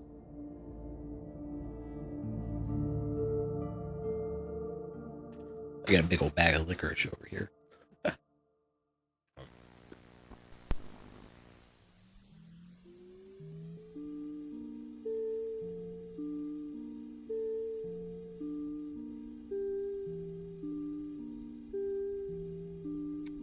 Good night. Sleep tight.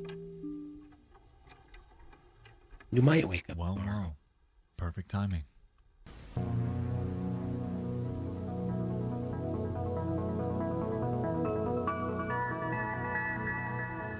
No. For video 9, we once again meet our good friends over at Harbinge Technologies. This time, they're presenting an instructional guide on how to set up a sleep image visualizer, a device in which we can assume to give us a look into the dreams of others. We begin by orienting ourselves with the Civ module and headset before we move on to learn how to set it up. Interestingly, throughout this video, we'll soon notice anomalous interruptions that have been recorded over this tape. So this is also the tape they were watching in the cabins, because this is the same thing that's on the monitors.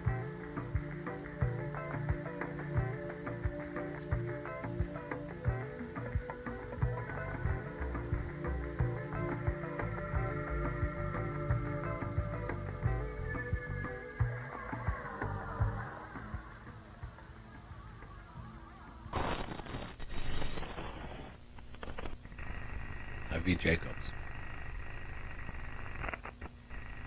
6 minutes. No. No.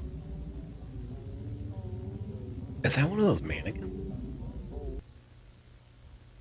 Still no. Interesting. So, in the middle of this video, we observe it cut to the dream sequence of a Levi Jacobs, and within it, we witness our first mannequin character outside of Lethal Omen. No further context is given to why they're there, but curiously, right after this dream sequence, we can observe that same mannequin head being used to represent a Civ client.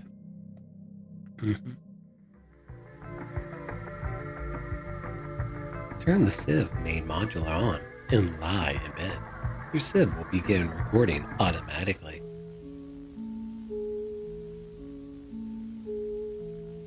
Go the fuck to bed.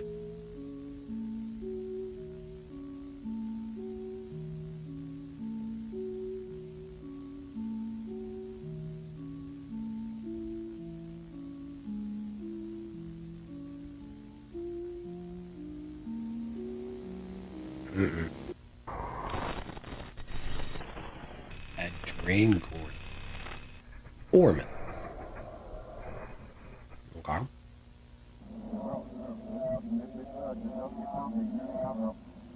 There's no planetarium?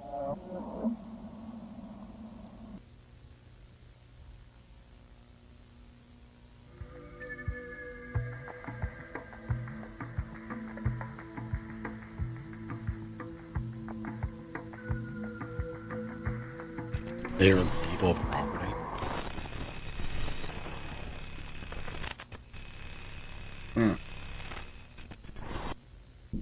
That was like 3 days, right? That was Jack.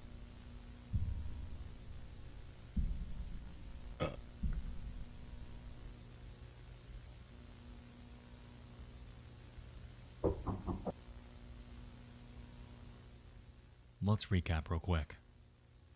Levi Jacobs was asleep for 4 minutes.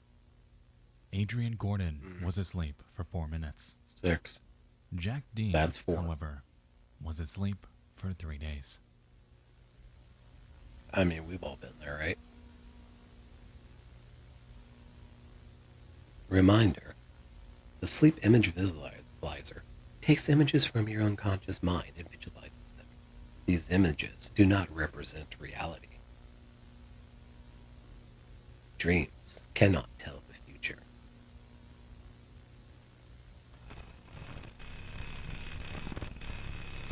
Oh. Alan didn't wake up.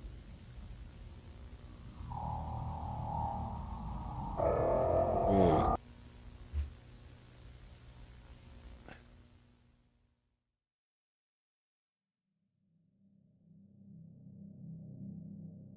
Alright, so throughout this one, Good night. we received 2 references to the iris. One being in the good night sequence, and another being within the dream of Joseph Allen, who never woke up. Interestingly, the video is very matter-of-fact in claiming that these images do not represent reality or the future. However, it's clear to us that they do represent the circumstances they're living in. Now, backing up. We've seen the name Jack in the series twice so far. Firstly in Artificial Computer Learning, and most recently in the Wilderness Survival Guide. His last name is different in this one, but for brevity, just know that this is the same person. Yeah, I mean, over on the Gemini Home Entertainment YouTube channel, they posted this image around the same time the Civ video released. Having too many On Jacks the very bottom, makes sense. we're able to see his full name, and to the left, we can make out bits of the story surrounding him. According to the article, Jack is a prominent TV personality and wildlife expert. He had gone missing in May, and his disappearance has been the subject of a nationwide manhunt. He allegedly disappeared while filming a new special aimed to protect and enlighten what I'm assuming to be people from what are most likely the effects of the iris. Curiously, the month he went missing and the time period he underwent Civ testing are both one and the same, which leaves us to wonder if, perhaps, this 3-day slumber somehow led to his death. While that is currently unclear, what is clear is that Jack Dean's Wilderness Survival Guide and the World's Weirdest Animals videos are distinctly connected. 2 parts of the same series of videos by him. With this in mind, we know he's been in the Civ, and we also know that he's been attacked by fake people. Either of these could have killed him. So which one was it? Where is he? Well, hello there, people. Hi, Benjamin.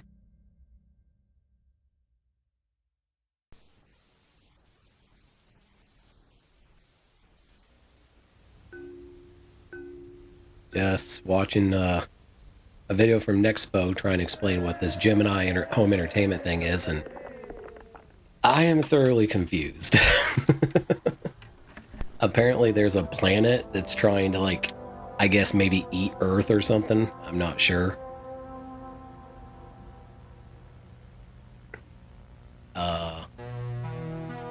there's this weird plant that can apparently like turn you into like mush while you're still alive. And these weird tentacle Next up thingies. on our list is a family-friendly guide made by an Optica Video called Games for Kids. Are you bored? Need some new fun games to play? Well, you're in luck, they claim. And so we learn about the ins and outs of various games the kids can play. Oh, you speak Spanish. Well, no First up, habla. hide and Sorry. seek. But thank you for the Single follow, elf. though. Thank One you. player's the seeker, and the rest are hiders. They count to 20 and go on the hunt.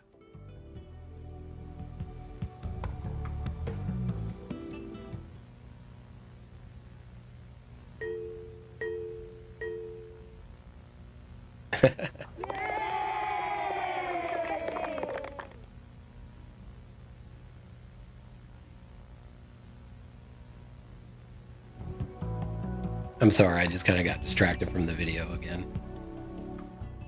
Next up, I've- freeze tag. It's weird that they're bringing One kids player into is this to it, me. while the rest are runners.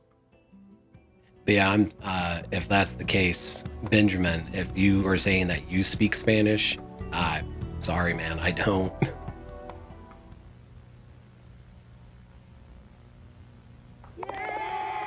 Sometimes I barely know if I can even speak English.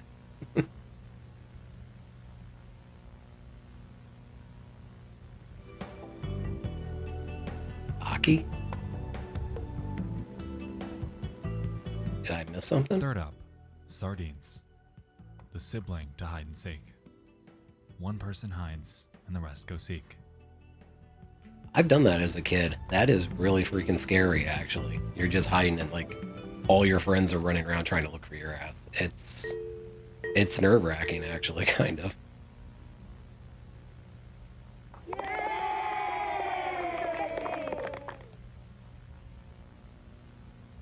The game ends when everybody is hiding. Fourth up, a game called Oh, it's fine, Benjamin. That's fine. It doesn't make you stupid.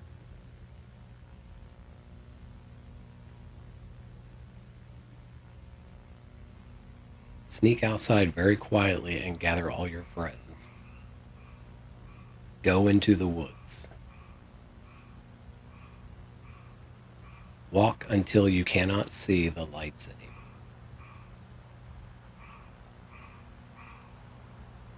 Scream at the top of your lungs. Oof. well, that's new. I live Contrary out in the to middle of the every bit of woods, and advice we've gotten in video that is games, 100% not staying what you do. quiet and following the lights when the sun goes down are all thrown out the window. We know that wood crawlers and fake people are more active at night, and advice like this does nothing but ensure their demise. Unless Hey, there ain't nothing wrong with that.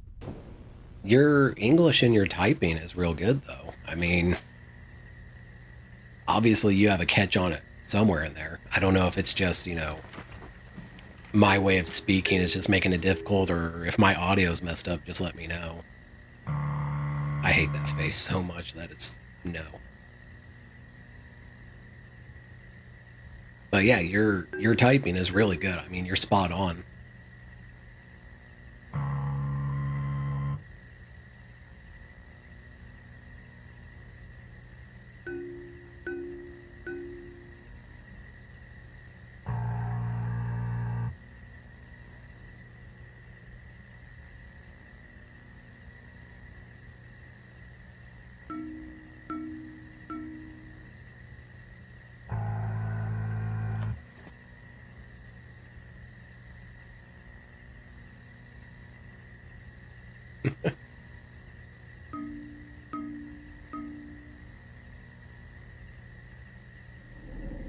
The game ends when the forest is fed. Oh.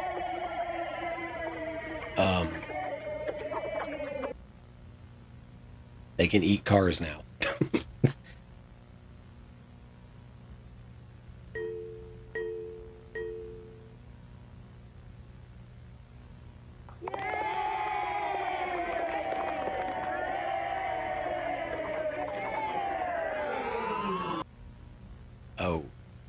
Okay.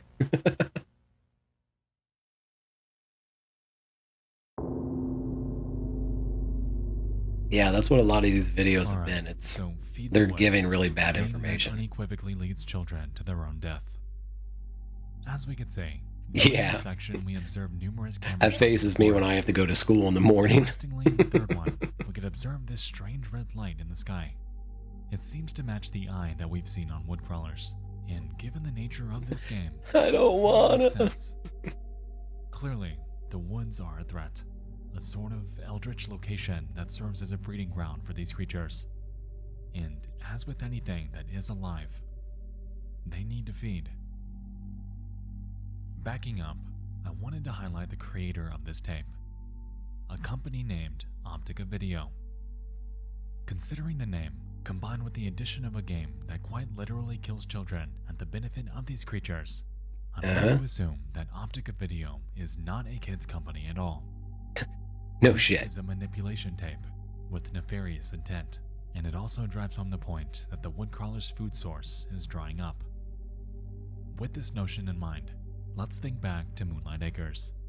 We established that it was ostensibly ground zero for the Iris, the very first location in which humanity experienced the effects of it. Prefer to lie down and moment play. about the Light in the Sky event cancellation and the disappearance of Jordan Barnes, we can speculate that perhaps Moonlight Acres is or was closed during the time this tape was made. The woodcrawlers I'm not sure were what that recovered, means. leaving them with I'm no sorry. choice but to expand to the neighboring Somebody forest wanting to tie and themselves up or feast something. on animals, which, as we learned from the camp admin's note, also began to dwindle in numbers. It's here when we realize that they're scraping for anything they can get. These And things this can is bust very out of the evident in ground. show I'm guessing they woodcrawler can't go through the devouring city scar because they can't get through videos the in. streets. Maybe the sewers. Whoever's behind Optica Video isn't someone inherently good. They're helping them, leading us, for the very first time, to question the morality of Gemini Home Entertainment as a company. Hey, that's fine, Benjamin. I'm glad you're here In either way. Geneva, there was, at the very least, ambiguity in their ethics. But here, that's not the case at all.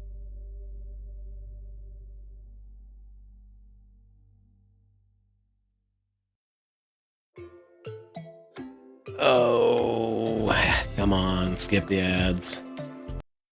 There we go.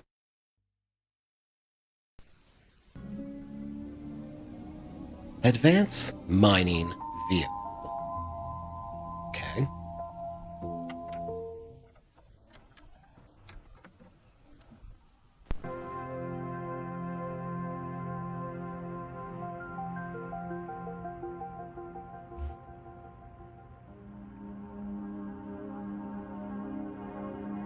After years of development, Nomad is proud to unveil the future of mining technology. Next up on our journey is a tape named Advanced Mining Vehicle. Here, we're introduced to a Canadian organization called NAMAD, or Northern Alberta Mining and Development. The video begins by introducing us to a new, revolutionary piece of mining technology called the Remote Operated Compact Tunneler. As the name implies, it provides the user with tunneling capabilities while mitigating all risk that would otherwise be involved. It's a soccer ball, right?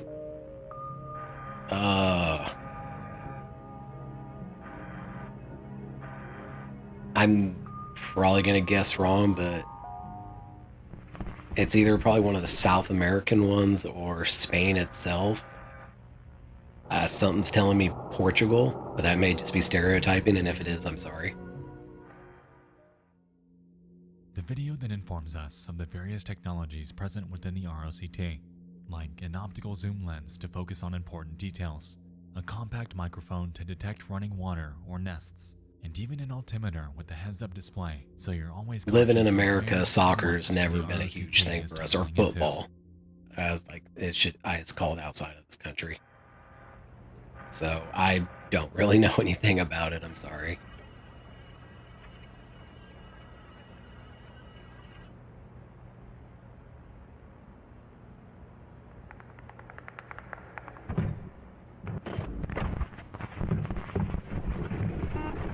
Okay, Argentina makes sense. Yeah, I can see that. I mean, like I said, I just know from hearing when like the World Cup or something plays, I think it's called, and like those names come up a lot. And I know South America and those usually are some of the top teams, I think. Following I'm this, sorry. We learn of the heavily protected industrial But that's cool, man. aboard the ROCT. And it seems like we're gonna need it, considering it's been spotted by Good for you guys. something.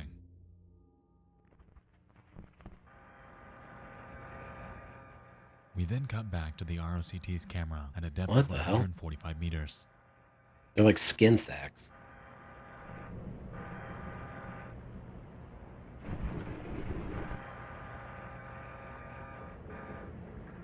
Those from Brazil and Salta. Yeah, that's the same with like football here in the States, especially college football. It's bad enough with like the pro leagues, but the rivalries get thick, and I mean, it can get bad. Like around where I am, I don't know how, but we have Patriots fans in my state, and it's like, how? That's like our biggest rival. Why are you even here?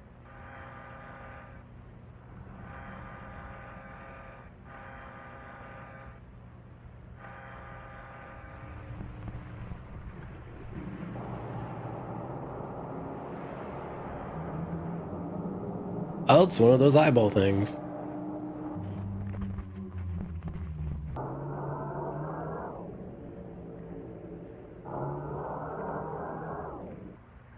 Argentina, Brazil, and Ecuador. I think I said that right. Yeah, I mean, I believe you. And those are definitely ones, like I said, the few... Shape anatomy. Those are some of the ones I usually hear whenever like the World Cup does pop up around here. Like it has become like more and more popular in the States to have that. At least it gets reported on more. Okay. It gets reported on more when it's happening. So I think people are turning around to it. So here, we observe the ROCT tunnel into what appears to be a woodcrawler nest, which are later referred to as gardens. Yeah, those are like the European ones I would think of. Infested things become. I know England is huge in soccer. At least they act like they are. I don't know how good their teams are. But yeah, those are ones I've heard. The red flash is currently unclear. However, I usually hear more of, like you said, the Latin American teams. I don't usually hear the English teams. Whether those crops are the woodcrawler's offspring, nature's mockery, or something else entirely is also undetermined. However, we know that's something. And it is kind of weird that the U.S. doesn't at least try to have a better soccer team or football team when it's literally the world sport. I mean, everyone in the world plays it. And yet we have, we act like baseball is so big, and baseball is literally the lamest thing they've ever made next to golf. And all we've given is, American football, which, is just a safer form of rugby.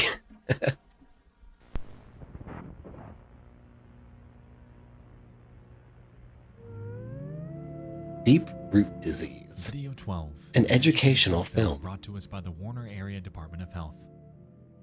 In this one, we're going to learn about a condition known as deep root disease. The video is split up into 5 sections: roots, contraction, bulbs, diagnosis, and sprouts. In the roots section, we observe an obscure illustration of some sort of growth. Ew. We're told that roots begin to form from the underside of something called bulbs, and as growth progresses, its speed accelerates. Furthermore, its base swells as growth continues, resulting in the surrounding area becoming discolored.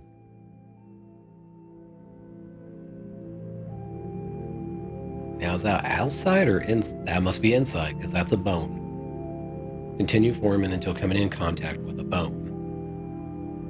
Once contact is made, the root are able to spread freely.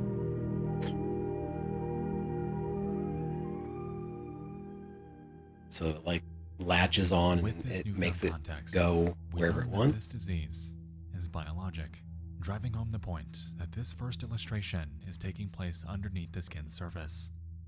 We learn that it progresses rapidly, and after making contact with bones, is able to spread freely. What exactly its effects are is still unclear.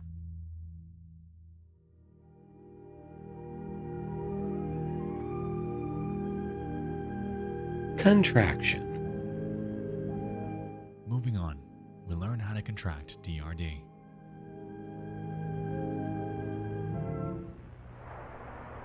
I'll check the link out later, Benjamin. Here, though, the subject With this on, is, I'm kind of busy with strangely, it, sorry.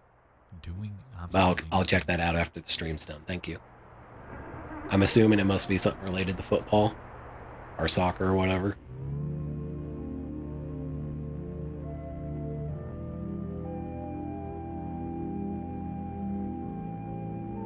Typically appearing on any normally exposed part of the body, bulbs are the first visible sign of deep root disease.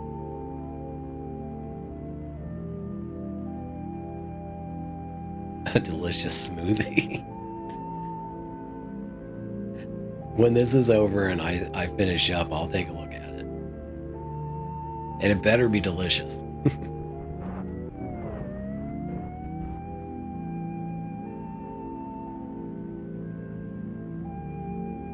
Very simple diagnosis. Ask if they can recall their mother's name, if they have stopped dreaming, if they have felt new bones.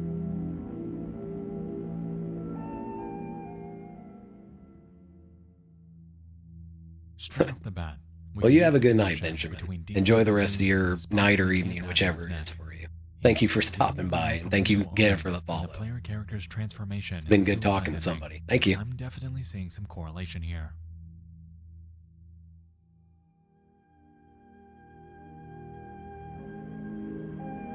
Sprouts.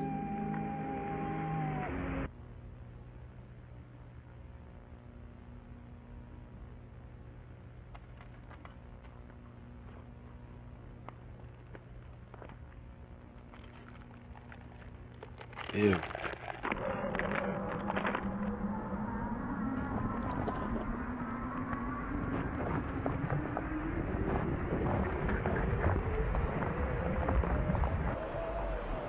Yeah, that's the nope I was talking about before.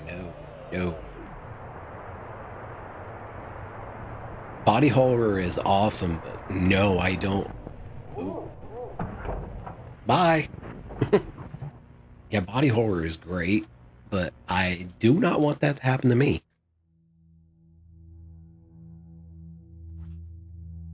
Alright, so deep root disease, a somatic condition that, given the ending, appears to spread via direct contact.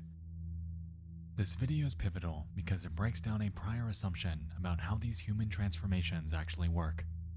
We initially assumed that woodcrawlers inhabiting victims' bodies were the only way they created fake people. However, in this video, we learn of something entirely different that ultimately results in the formation of new bones and shifting tendons. It goes without saying that this alludes to a human-to-woodcrawler transformation. The process seems to start slow, but rapidly takes off the longer you have it. With this in mind, I wanted to back up to the camp information video and highlight this section about the former camp staff. As we can recall, they were labeled as vessels. People are turning When we into first wood got to this crawlers. point, we were unsure Yet, if this was a reference to fake people also or something else. the However, I'm really fungal beginning to plant think things, that the these two nature's terms are mockery crap. synonymous. With deep root disease, it is something entirely different. So It's a sickness, a plague. this is a lot of stuff on top of a lot of stuff. It's this affliction that ultimately results in your untimely transformation into a woodcrawler, leading you to become one with them. If this is all coming from the desire to iris, hunt, inhabit a vessel, and spread DRD to the next unsuspecting family.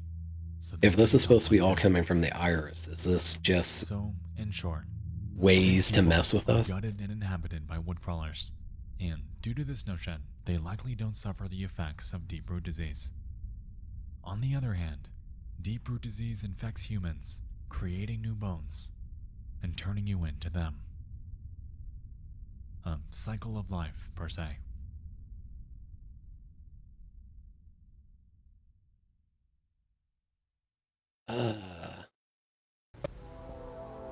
monthly progress report. What? That's... It feels like it's just a way to... It's a weird circle. Then what about the nature's mockery? And hopefully this will explain this part. Computing. There's just so This one many opens by introducing pieces us at to various play. Regnat staff, along with the project name for their AI technology. There's like Following this, a they take us lot through their of major moving advancements parts through on 4 this. sections. And Computer it seems like processing, people predictive know about it advancement, because these cellular companies avoidance, exist for a and reason. ACL communication. In So- the first, we learn that Regnad graphical capabilities have drastically increased, resulting in the ability to create 3D models like the ones we've seen in Lethal Omen. In the second, we learn of a breakthrough in their predictive advancement technology, which, given the name, seems to give insight into future events. Here, Regnad claims that its capabilities will soon allow their PCs to surpass every competitor within the next year. So they're In Section becoming 3, precognitive? they tout their successful avoidance of technological failures. They credit this breakthrough to the so-called support and wisdom from their client, but who this client is currently unclear. And lastly, in the final section, they inform us that all communication between Regnad and their client have been recorded from the artificial computer learning monitor room. That recording is as follows.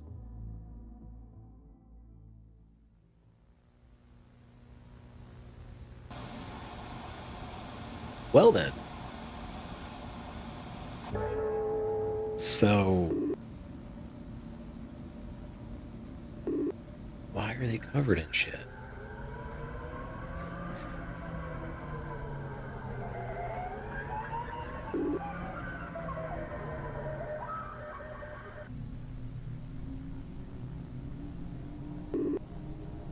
Speaking room online.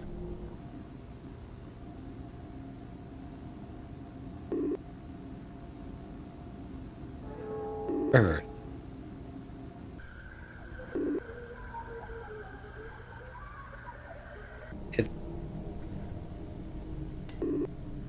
There are so many parts to this. What? Hi?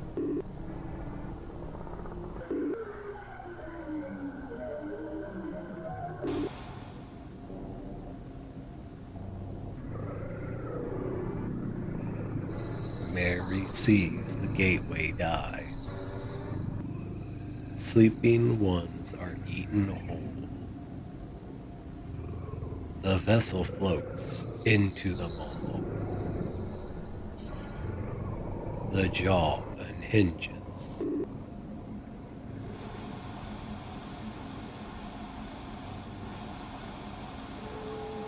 Prompt: Moonlight.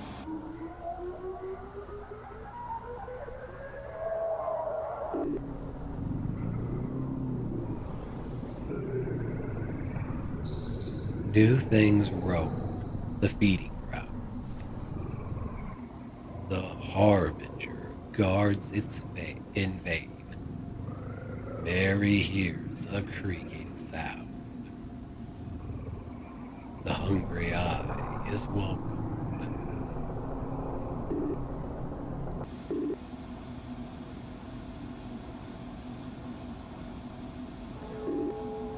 Jack.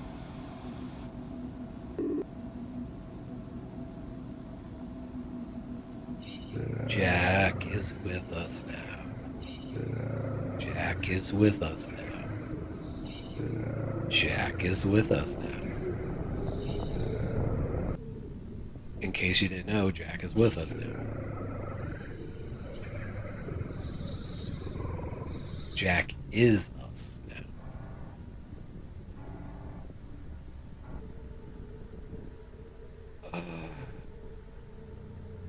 What? So is that not supposed to be an illustration? It looked like an illustration. In short, the progress made throughout the month of October has drastically increased our technological capabilities. We expect to meet our client in person in as little as 7 months.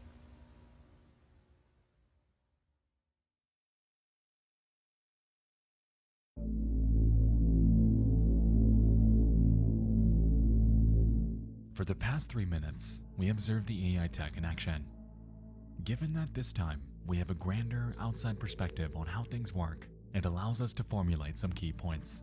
Please do. For one, we can see that the RegNet computers are becoming infected with the sprouts we saw in deep root disease, hinting at the possibility that this mutation can spread through some medium of analog transmission. 2. We realize that they're on iteration 1417, meaning that they've nailed down communication to an art. 3. We understand that the ACO module feeds the client a prompt, transmitting it through various antennae on the outside of the building. And 4. The client, which is presumably of Iris origin, is responding, effectively opening a line of communication between humanity and these creatures. Now, at the end of the video, we observed RegNet's eagerness to meet their client, meaning that they're well aware that they're communicating with something. This is not an artificial intelligence. It looked like space, but I think that was underground, we've seen actually. from Gemini so far. They look like rocks. In iteration 1417, we can observe that the prompt is Earth, with the response given, reading. Mary sees the gateway die.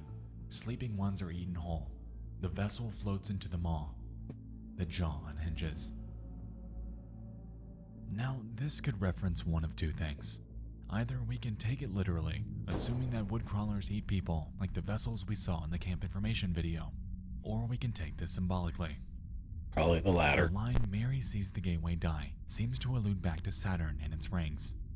Given that they seem thinner than usual in the Our Solar System video, combined with the fact that it was referenced as the gateway, perhaps Saturn is in the way of sorts, unknowingly suppressing the Iris's influence on Earth. It's withering away, and at the very same time, the threat of the Iris is ever growing back home. It wants to mutate, to consume everything, and this vessel we all live on is inching closer and closer to its demise. The next prompt is Moonlight, with the response. New things roam the feeding grounds. The harbinger guards in vain. Looks like rocks. Mary hears a creaking sound. The hungry eye is welcome. That's underground. Admittedly, this one's a bit more ambiguous. I mean, unless it's supposed to be like Nebula, it looks like it's underground talking to it instead. However, ultimately up for debate. What is clear is the term harbinger, which clearly alludes to Harbinge technologies. A harbinger is defined as a person or thing that announces or signals the approach of another. In other words, exactly what Harbinge Technologies is doing. This line drives home the idea that this client is aware of their existence, and so too of the inadequacy of their products. This explains why the woodcrawler was able to break in so easily in Lethal Omen. Their guidelines don't work, but they're none the wiser because they probably followed them too, and died. Lastly, with the references to Jack, we can assume that he mutated.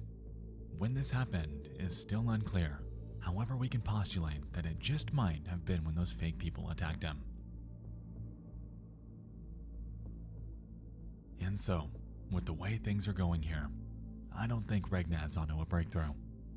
Any sane person would pull the plug on this project, however they're pressing onward. I know this won't be good. How? Like, I know it's fictional, but how does a disease go across analog? Christmas Eve party.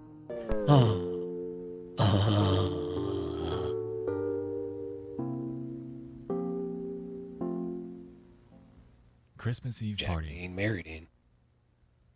I love those. Here, we're placed into a 1985 Christmas Eve Jack party and Mary are at Moonlight married? Acres. Or brother and sister, maybe, I don't know. Things start ordinarily, and the party seems lively.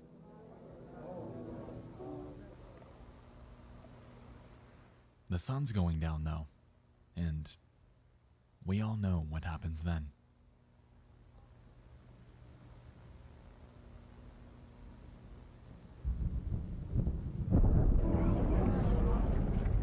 Well,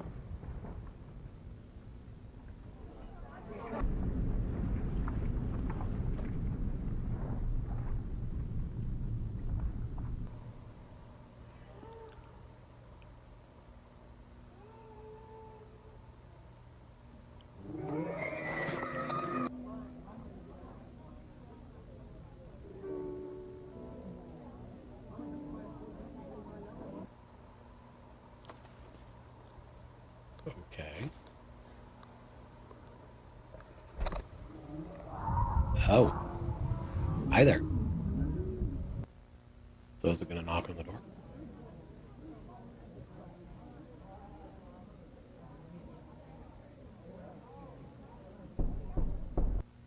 It does. At least they're polite.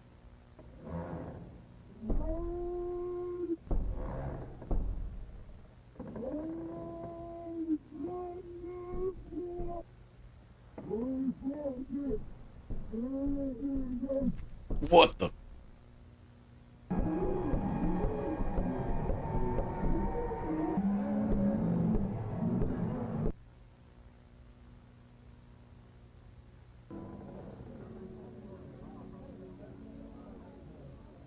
And everyone's just having a chill little.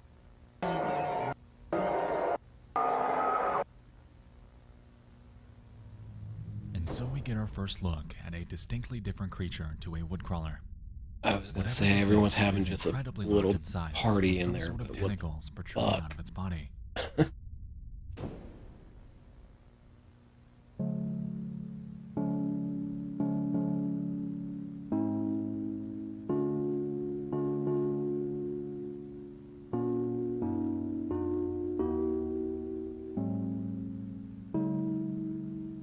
Alex Whitler and videographer Jack Dean. So Mary did turn into something.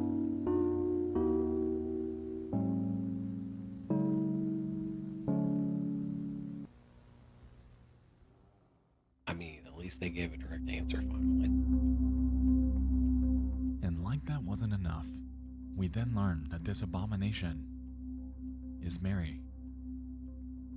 This video is interesting because it presents a contradiction. Mary Dean was listed at the beginning as a videographer. However, at the end, she is completely transformed to this. So in the We span know of an that deep root evening, disease gains speed after it gets to your bones, but damn, I didn't realize it was that fast.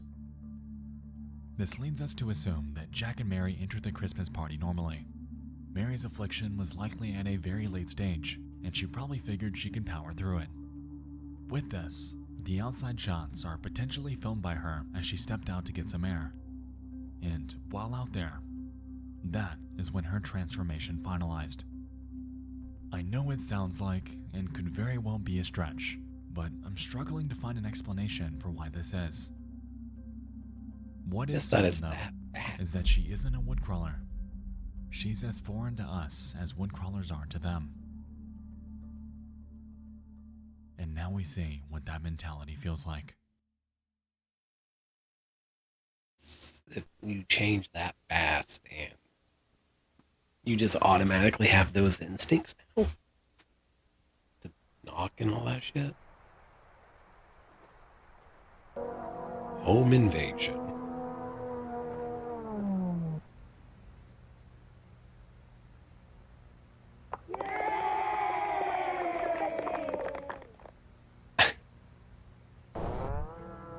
So they're pointing out the fact that, yeah, that's the bad company. Home Invasion Help, an educational guide by our good friends over at Optica Video. The video begins by explaining how stressful home invasion can be, and reassures their viewer that this video should ease that. We're then told a couple points to be aware of, like the fact that windows and doors are the most common entrances during a home invasion, and that locking them can slow a threat. Following this, it advises us to install a security system, including cameras, motion detectors, and alarms, all of which can be disabled by blunt force. Yeah. As most home invasions take place at night, sufficient lighting can successfully stop a home invader. Yeah. The following is a list of commonly used methods to enter during a home invasion.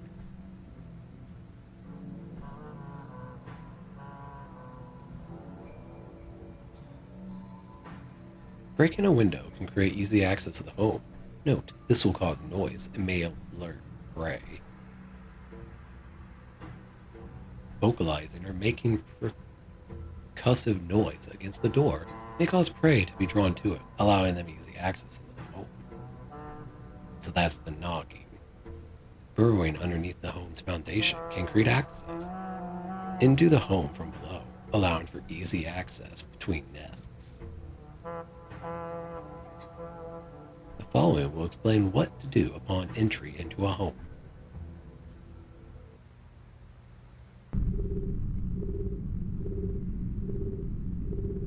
Locate prey.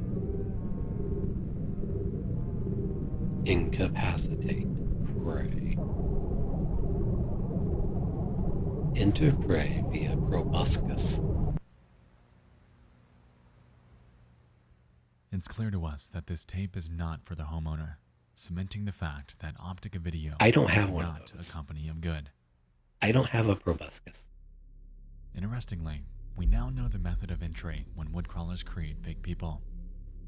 Incapacitation, followed by entry through the proboscis, or in other words, the nasal cavity. Oh no. Now, quick side note. The reference to the proboscis is interesting because it's not something inherent to human beings. Interestingly, we also saw that woodcrawlers perceive humans as what appear to be mannequins, and perhaps their interpretation of a human nose is a proboscis. I don't know, could be a stretch, but that's what I took. I've had nasal problems my whole life, so I hate nose stuff. So these things are just going to literally break what's already broken on me and go into my head. Fuck. Following this, we're now outside of a home. This handheld camera footage seems familiar. Let's see what they find.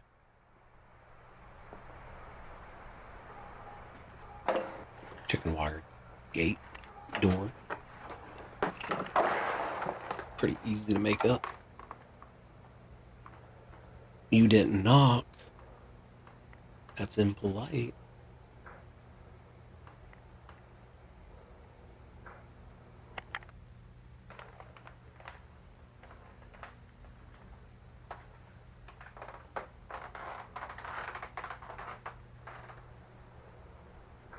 Wait, what? What the fuck?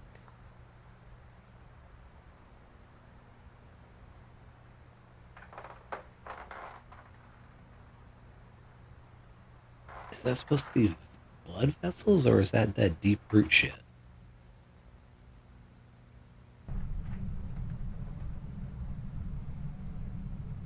Is that dude in a chair? Oh no, he's got an eyeball. He's gonna look at me, isn't he? You're zooming in, he's gonna look at you.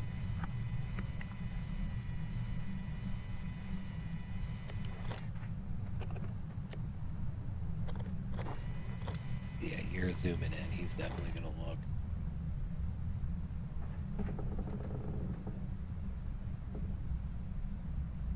There it is. So there's, at least he is still alive. But I would say again, it makes no sense, but a lot of the shit. And this doesn't make sense.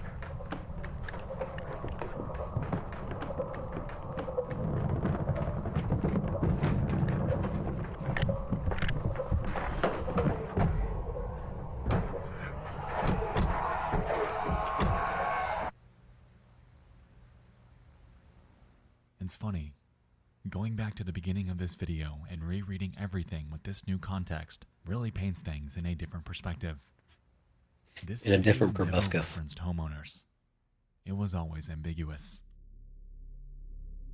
So, throughout this home, we can observe the red fleshy substance we saw back in the garden. Furthermore, we can notice that same material sculpted into the shape of humans, with one of them clearly being alive. This is deep root disease in its most critical form. This family's house is clearly infested with woodcrawlers and likely has been for a while. Alongside this, the disease was possibly all over their house without them knowing it, And after contracting it and having it run its course, we now see exactly what it does to you. Furthermore, as we can recall from monthly progress reports, these deep root sprouts are able to grow anywhere, giving us a visual cue and warning of places to avoid. We can also notice how these people can't move. Much like the plagued NPC at the end of Lethal Omen, they're frozen, likely in their final moments of infection before their final transformation takes place. You're left in a vegetative state, unable to move, unable to feel, unable to speak. Hopefully unable to feel, but even still, that's... No. But there's a catch here. A few videos ago, we postulated that woodcrawlers do two things: spread DRD and inhabit the victims' bodies, which we now know is through their interpretation of a human nose. We never really entertained the idea of woodcrawlers inhabiting the bodies of people already infected, which is what I believe is happening here. Their skin is gone, and we're witnessing what otherwise would be taking place inside of their body if they were fully intact. With this in mind, these people are now likely coexisting.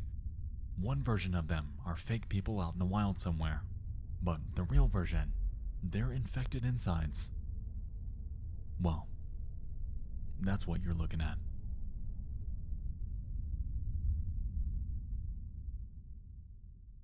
How do you rip the flesh suit off and not make it obvious? Crusader Grove mission. Because to rip literally your entire insides off, I mean, you're gonna have a huge gaping hole in you.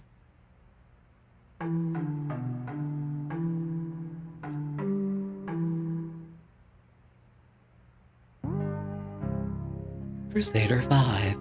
And so we make our way to the 16th and final video of Gemini Home Entertainment. Brought to us by Geneva, a ship named Crusader 5 has returned from a decades-long mission after photographing Jupiter, Saturn, and Neptune. Oh, they've gone to the bad planets. Outlining the timeline of events leading up to 822 Crusader approaches Jupiter.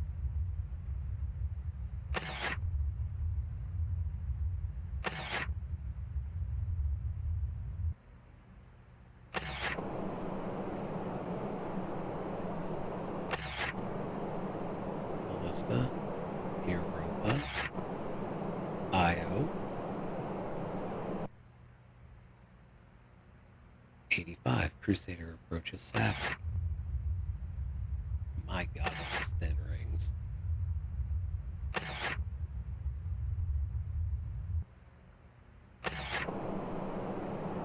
Titan.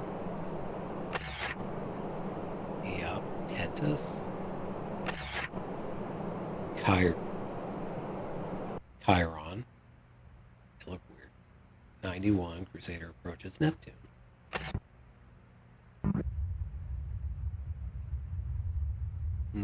Crusader approaches Neptune. 92 Crusader approaches First Cluster. Themis.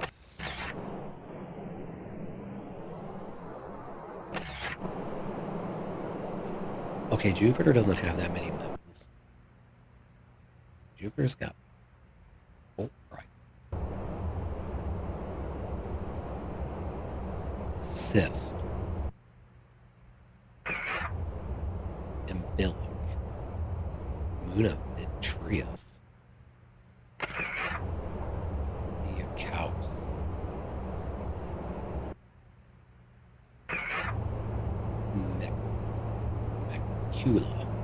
Macula. Vitreous.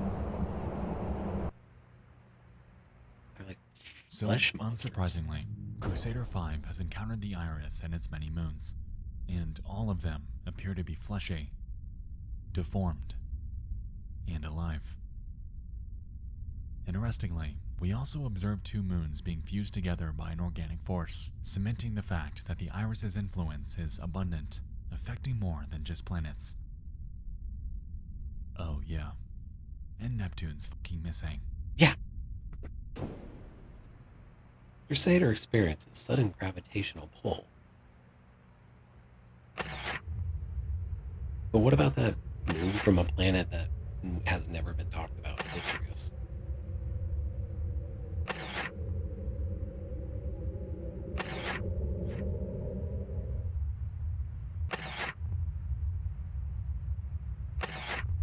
So I'm guessing it's going into Iris.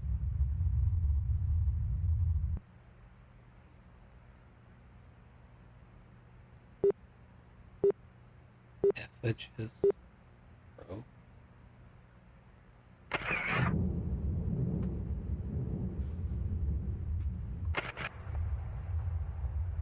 Somebody spilled the Q-tips.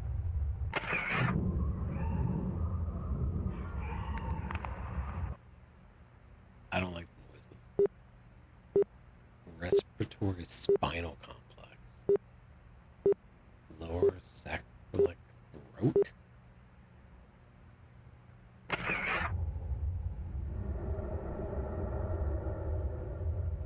What the fuck is this? Unicron?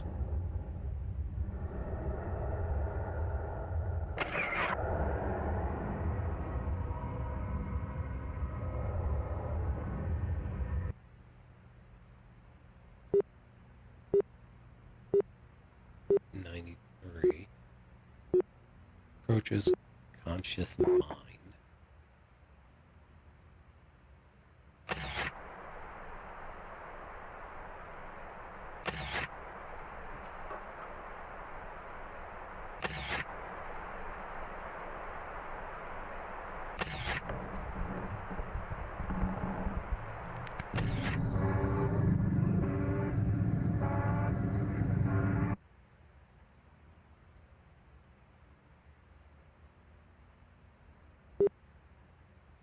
You just don't approaching Earth. You just don't know a satellite's in your closet.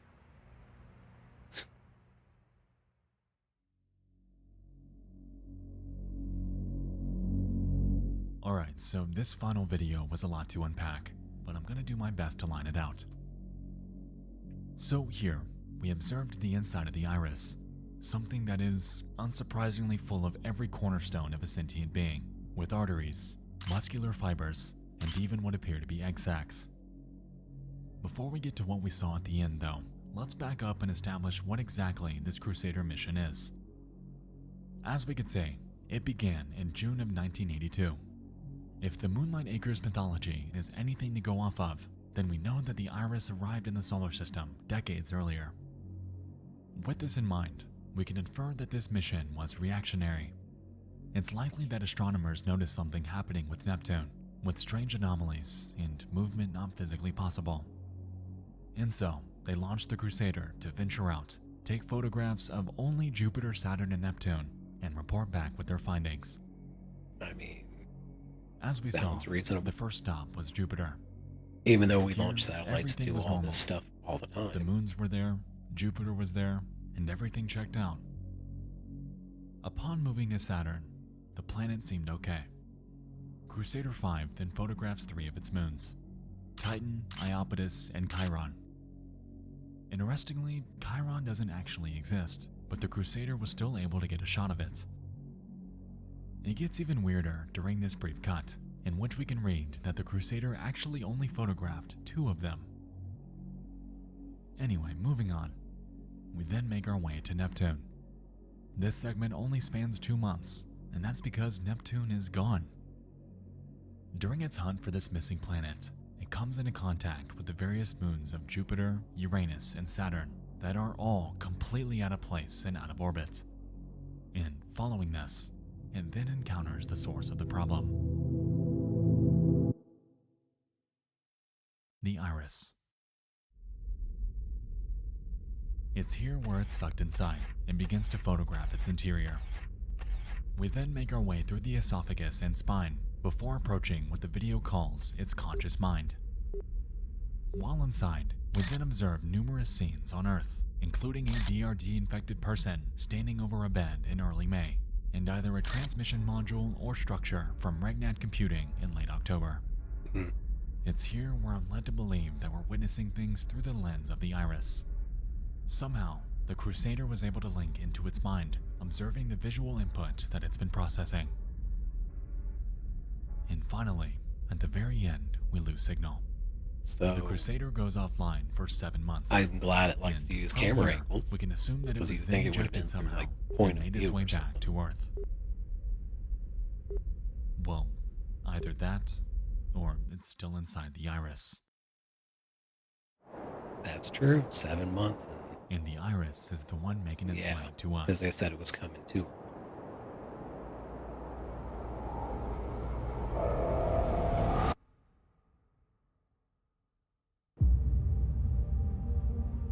So, game over. And there we have it. 16 videos, chock full of disturbing lore, hidden secrets, and tons of names, companies, planets, creatures, you name it. There is so much going on within Gemini Home Entertainment. Yeah, and the beauty of it is that it's given to us with such ambiguity. So much of the story is left up to interpretation.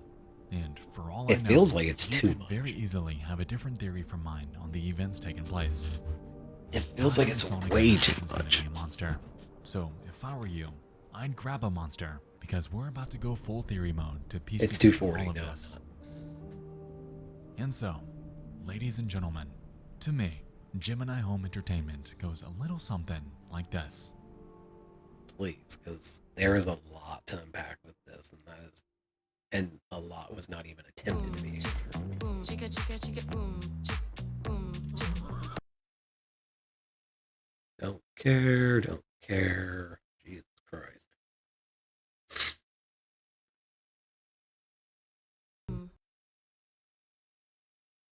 It's gonna take him 15 minutes to do this. Sometime within the millennium, a planet that we now know as the Iris enters our solar system, nesting its place between Neptune and Pluto. It was looking for life. Any Looking sort of for home love. to invade and colonize. Initially, Neptune was a contender, which is likely why it chose this spot. Hot planets However, in your neighborhood. it then discovered something else. The perfect target. The perfect home. The Iris begins to study, to learn how humans work and interact, simply because it can. It's far smarter and more powerful than anything humans have ever experienced and could easily take over in an instant. But it won't do that. At least, not yet. It mutates Neptune through some sort of means that is unclear, and this transformation finalizes sometime in the 1930s. It's here where it begins to emit solar storms to Earth, and with this, Jupiter and Saturn are affected by proximity. Within this first solar storm, there were likely trace amounts of woodcrawler, nature's mockery, and deep root disease What embryos, is with the seeds, nature's and mockery, antigens, then? respectively.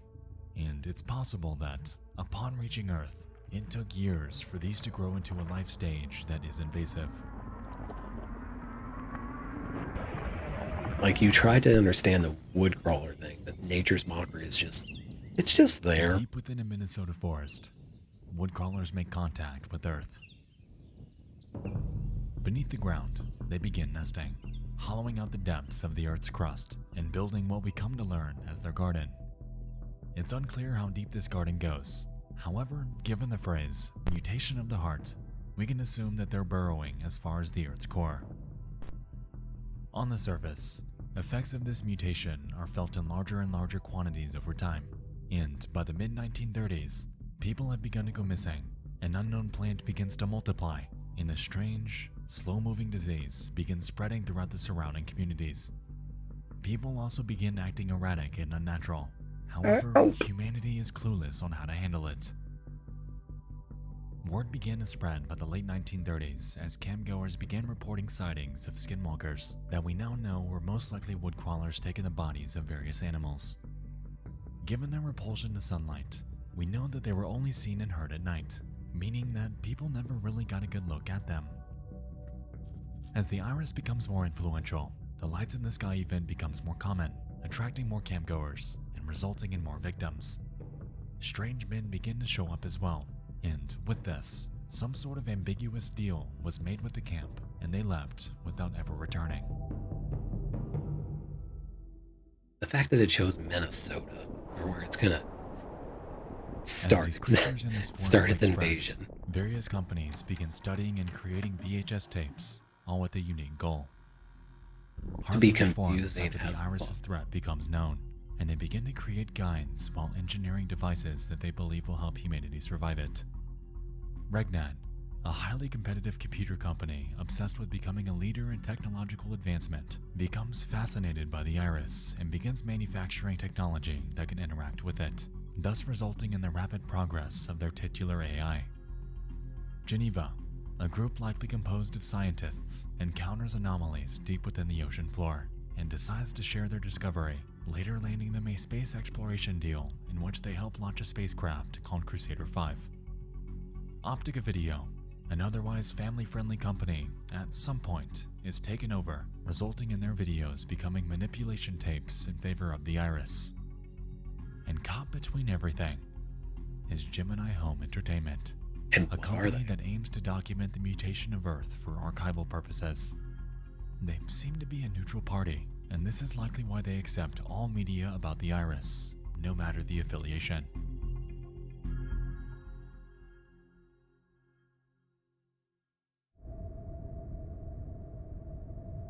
As the decades pass, the mutation of humanity becomes ever abundant. People disappear in growing numbers, and Canadian and US governments likely become involved in studying the events transpiring. Resultingly, Moonlight Acres was shut down from the 40s through the 80s, and during its closure, various engineering feats materialize, like the ROCT and the Crusader 5, both of which were created to study the Iris's influence. And by 1982, the Crusader 5 mission begins.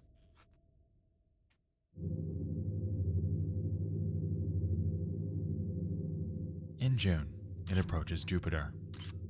Nothing is found, and everything checked out. 3 years later, it approaches Saturn, studying it from December of 1985 to January of 1986. Things too seem ordinary, until the Crusader finds a moon that shouldn't be there. Concurrently back home, Moonlight Acres reopens its doors in That's news 1985, to me. advertising burrow-free cabins and new measures in place to prevent woodcrawler influence. During that same year, they throw their first Christmas Eve party in celebration of reopening and a new outlook. However, this party abruptly ends due to Mary's transformation into an anomalous beast that is Fucking not yet Mary. been studied. Ruining all the good parties. Consequently, the partygoers are either killed or flee, and among the latter is Jack, who makes his way to the campground bunker we saw in Lethal Omen. It's here where he waits things out while his mutated wife leaves, and thereafter, he develops a newfound goal in life to spread the word about these creatures. Back in space throughout the next few years, that's the Neptune reasoning, goes I missing guess. because of its mutation. It, Jupiter's, and Uranus's moons begin to suffer mutation, all of which are caught by Crusader 5. And soon after, in 1992, it gets devoured by the source of the problem. It's safe to assume that, by this point back on Earth, Jack Dean had filmed his World's Weirdest Animals and Wilderness Survival Guide videos. However, contrary to our prior assumption about him being killed at the end of the former, we realize that he actually survived this due to the Iris's vision of a man in a bed in early May of 1993, the same time we know that Jack Dean had gone missing. We assume that this DRD-infected person likely spread it to him, given their inability to move from standing by his bed. It's here where he potentially they're moving. did the sieve to check if he contracted it, given that we learned that DRD-infected people are unable to dream. It was moving its And arm. with the existence of his dream, we learned that he did not. Resultingly, he ventures back out to film some more. He was given a new lease on life and decides to explore a house that he suspects is infected. As we established, the flesh people we saw were likely their infected insides, with their actual bodies being elsewhere. But something I failed to mention earlier was what happened during that ending. The woodcrawler that attacked him, likely resulting in either his death or his untimely transformation into a woodcrawler.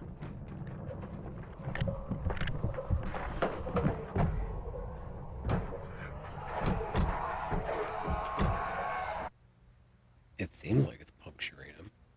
And this is only the story of Jack and Mary.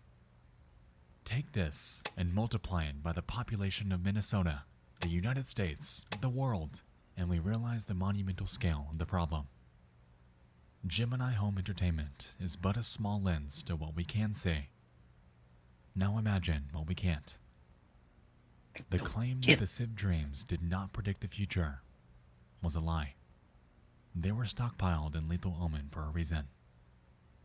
And that was because they predicted what the fall of humanity would look like.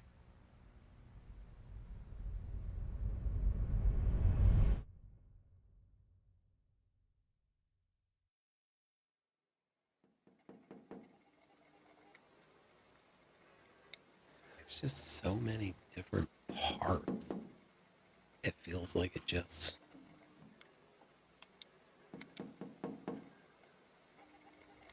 It feels like they wanted to add so much more than what was actually there. Unlisted. So, Let's come as down fate to the would camp have it, this weekend. something happened Bolton while and I was have chest deep in making this devised a video. plan on how we Part of an can continue entirely to new uphold the playlist deal called The without Library. giving into We have a these new video beings abhorrent titled demands. Wretched Hands. Richards has seen a bear lurking near the boys' cabin. It appears to be an internal company tape, completely separate from Gemini, made by the staff of Moonlight Acres.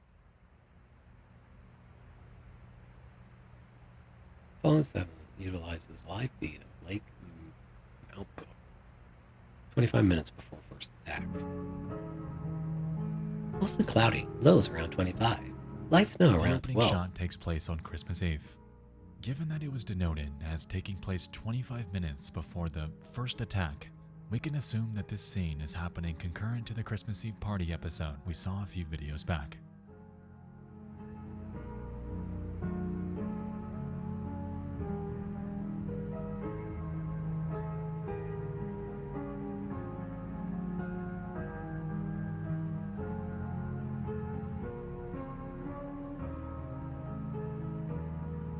Oh.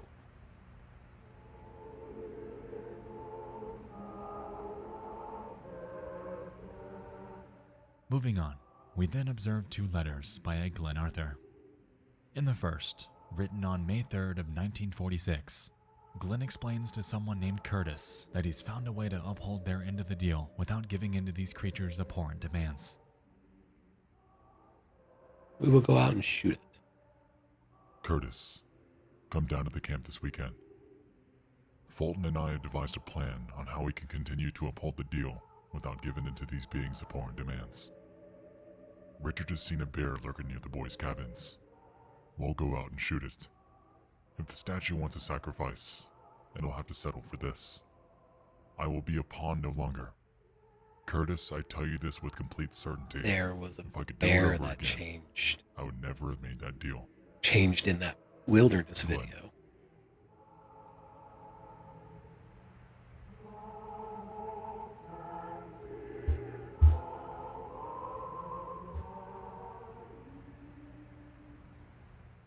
In the second letter, we get another reference to Lethal Omen. Wretched hands tap my window. A stranger's fangs scrape the walls.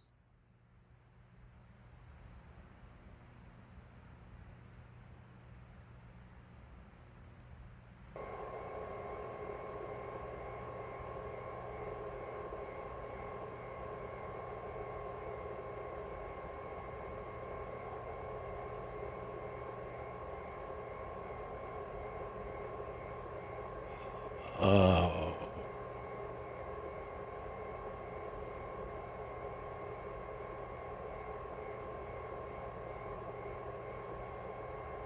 Darcy Ogden.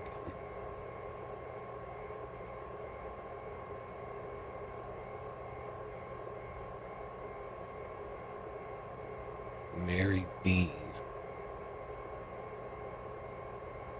So she was just part of it.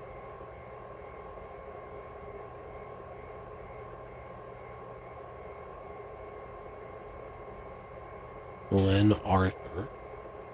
So he's literally just a sliver.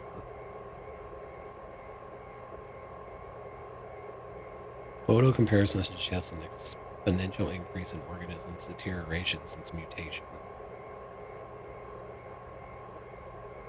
Organism has since lost all resemblance to a bear.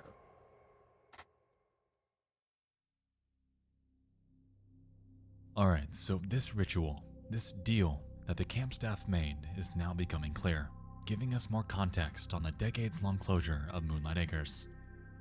For starters, this Glenn Arthur person is implied to have had some sort of affiliation with the camp during its original run, and we can assume that he was authoritative enough to make a decision as big as the deal with the strange men from the 1930s.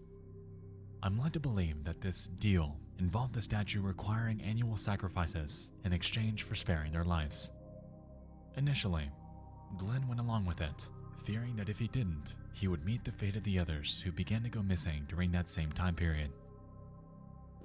By the year 1946, nearly a decade later though, he decided that he couldn't do it anymore.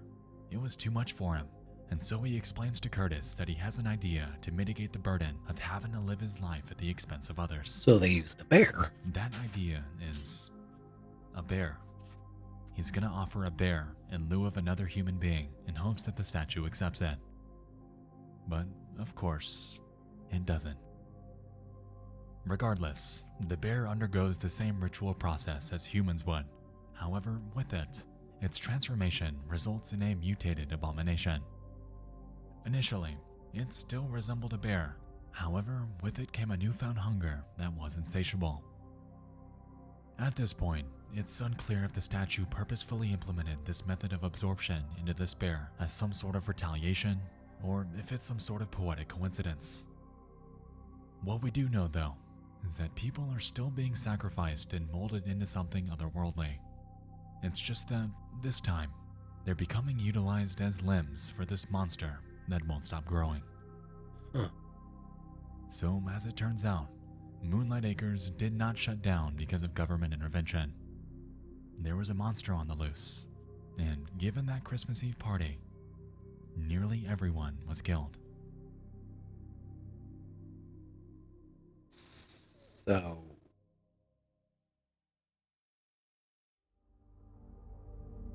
the time frame there doesn't make sense. That thing's been roaming in there for 40 years. For real at this least. time. I swear to God, we're at the finish line. We're done. We're here. During Because this that journey, video was in the we have 90s. unpacked wood crawlers, the bear. So the bear fake was people, going around the 40 iris, years. a disturbing campground, weird mannequin figures, the death of a couple, the motivations behind various No. companies, don't alien like that. communication, I don't like that invasion, at all. inevitable societal collapse. That thing's run around for infectious 40 diseases, years, and then extreme it just recordings, then strange ritual starts eating people. sacrifices, and this bizarre unawareness by the general public as to what's actually going on. Because the lights were shut I down. cannot wait to see more episodes. Because it was a of message this, on a so we can website. gain some answers for things still shrouded in mystery. There was a lot left to interpretation. That and feels I like they can't just hear tried to input make an about it. excuse. For They just wanted to. instance, what did They the wanted rotation of closure. Neptune actually entail? How in the world did people get the bright idea to reopen Moonlight Acres? Who's creating the optic of VHS tapes? What was the dynamic between camp staff and the ritual statue in Lethal Omen? And what exactly does the mutation of Earth encompass? We know it's happening, and we get visuals of it. However, the endgame is still shrouded in mystery. I don't know What if we this do know, though, continues. is that within the world of Gemini home entertainment, humanity's days are numbered. Woodcrawlers and the mutated bear are hunting. Because this Nature's video is from mockery is 2019. And Next on the brink month's of video is, I collapse, believe. Society is hanging by nothing but a thread. The iris is with us now, laughing at us. And we know that it ain't going anywhere.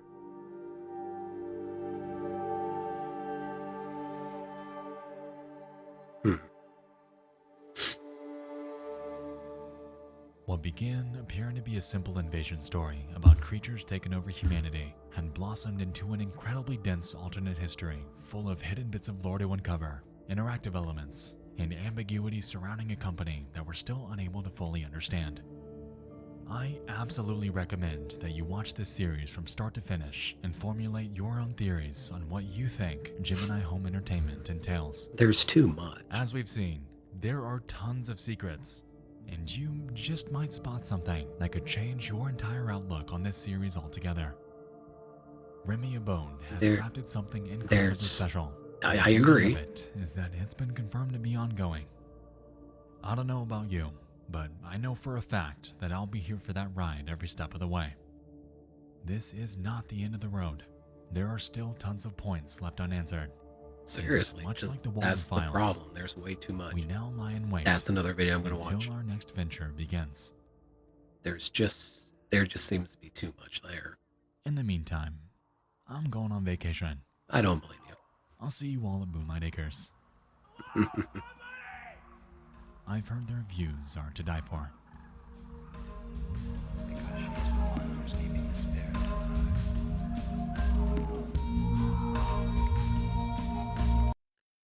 Okay.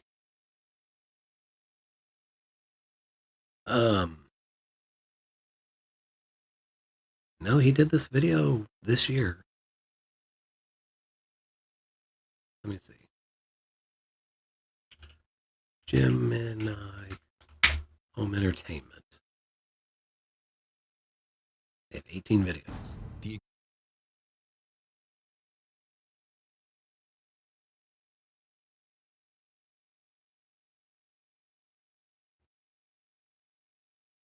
I mean, if it was supposed to be ongoing, they literally, that was it. The Wretched Hands was the last thing.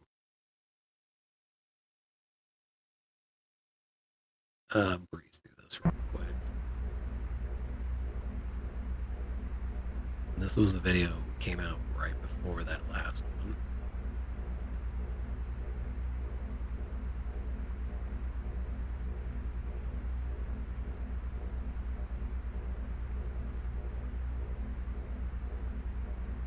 I guess that's supposed to be Deep Root.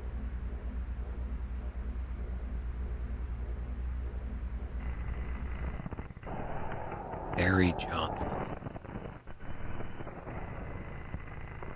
4 minutes.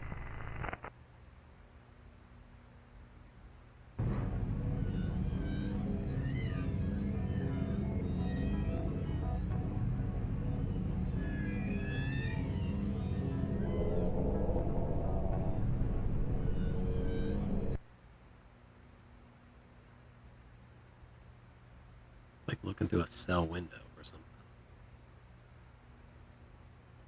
Holding room design. So they're calling it a holding room now, not a safety bunker.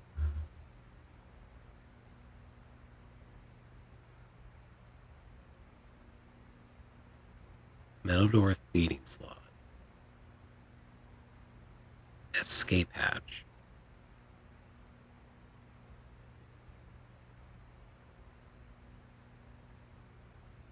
Six days in the self-quarantine. Uh-huh.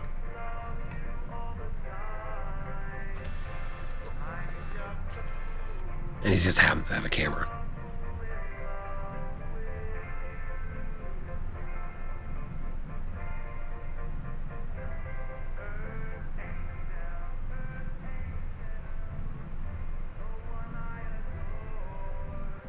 Audio Jungle. No, I like this song. I wonder if I'm going to get another strike for it, though.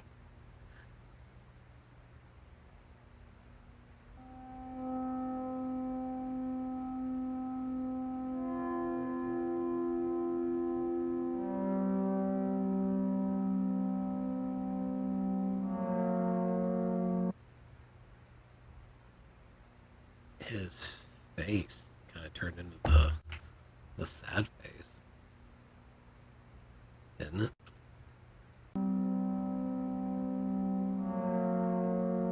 A little bit, not so much, but a little bit. I mean, I saw it. 27 days in the self-quarantine. And we thought 2 weeks was bad.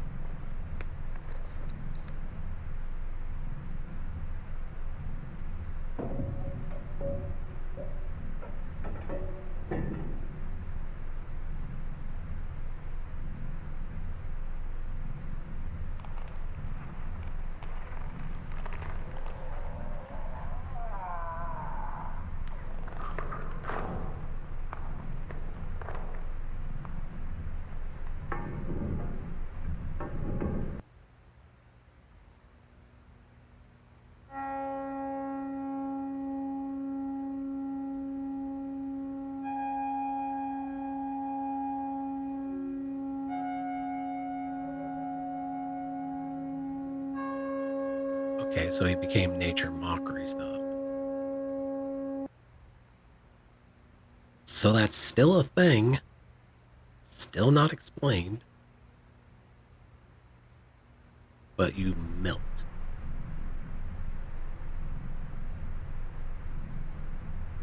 Staff prepared to enter holding room following estimated incubation time. Staff are equipped with protective suits to avoid contact with deep root growths.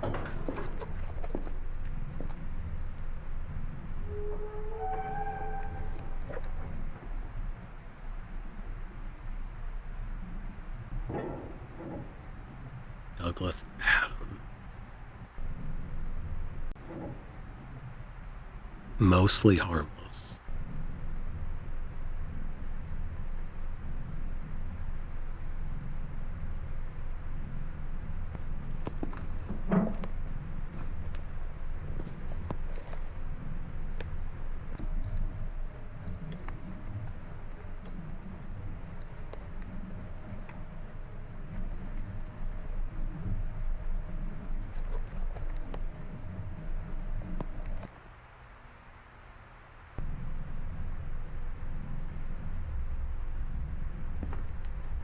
Oh, there's his face.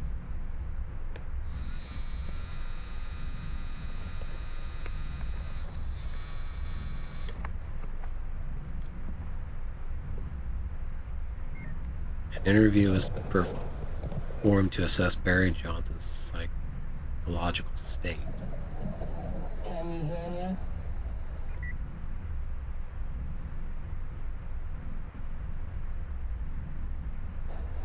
You know who you are.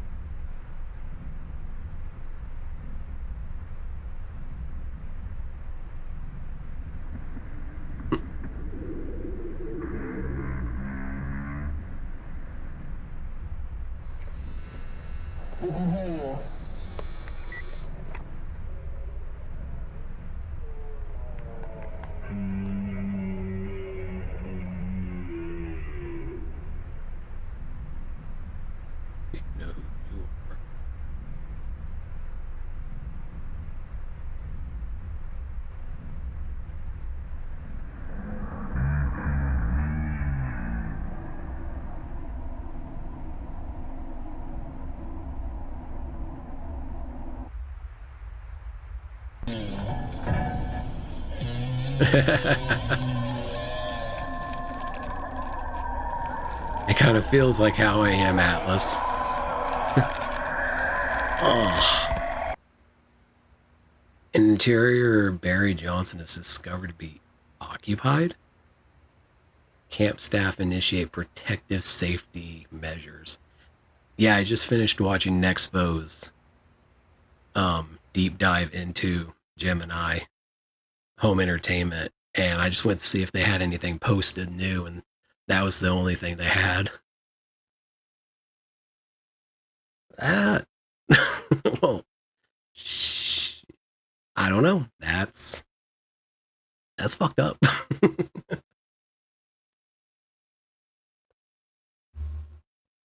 But that's Wendigos. But yeah, it's something to do with like this weird planet is like basically throwing monsters at Earth that are kind of like mutating people into either them or whatever the heck they did to that guy. I mean, it's real deep. It's got like so many different moving parts that I don't even know if I could fully explain it, man.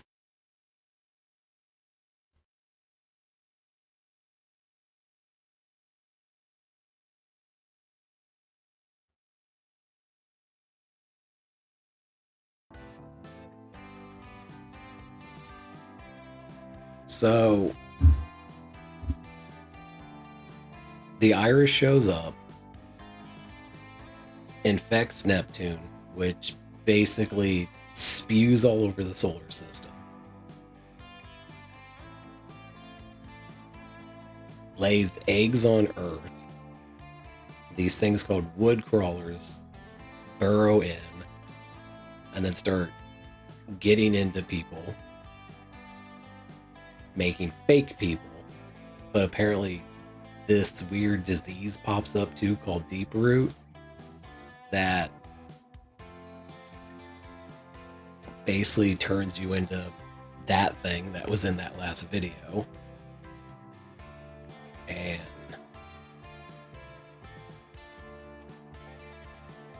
there's like a bunch of different people involved, different companies, which makes no sense. It's way too many players in my opinion. But apparently this giant living, basically might as well been a Unicron from freaking Transformers, fleshy Unicron coming over and wants to basically eat Earth or whatever. I don't know. But yeah, the last videos were 6 months ago. That was when Nexpo did his video. Supposedly they're going to be ongoing, but maybe they'll have something out by the end of the year. But I think that's it for me. It's past 3 a.m. here, and I need to be getting up early in the morning because me and the family are going over to my mother's for lunch. So if anybody actually decided to stay, anybody lurking right now, if you had any kind of entertainment from this or want to, go ahead and hit the follow button. It does help. If Benjamin is still here, but I think he went to bed, thank you for the follow earlier. And I'm going to go ahead and see if somebody else is on. And let's see if we can raid somebody. If anybody is still game for it. Is Leon still going? Yes, he is.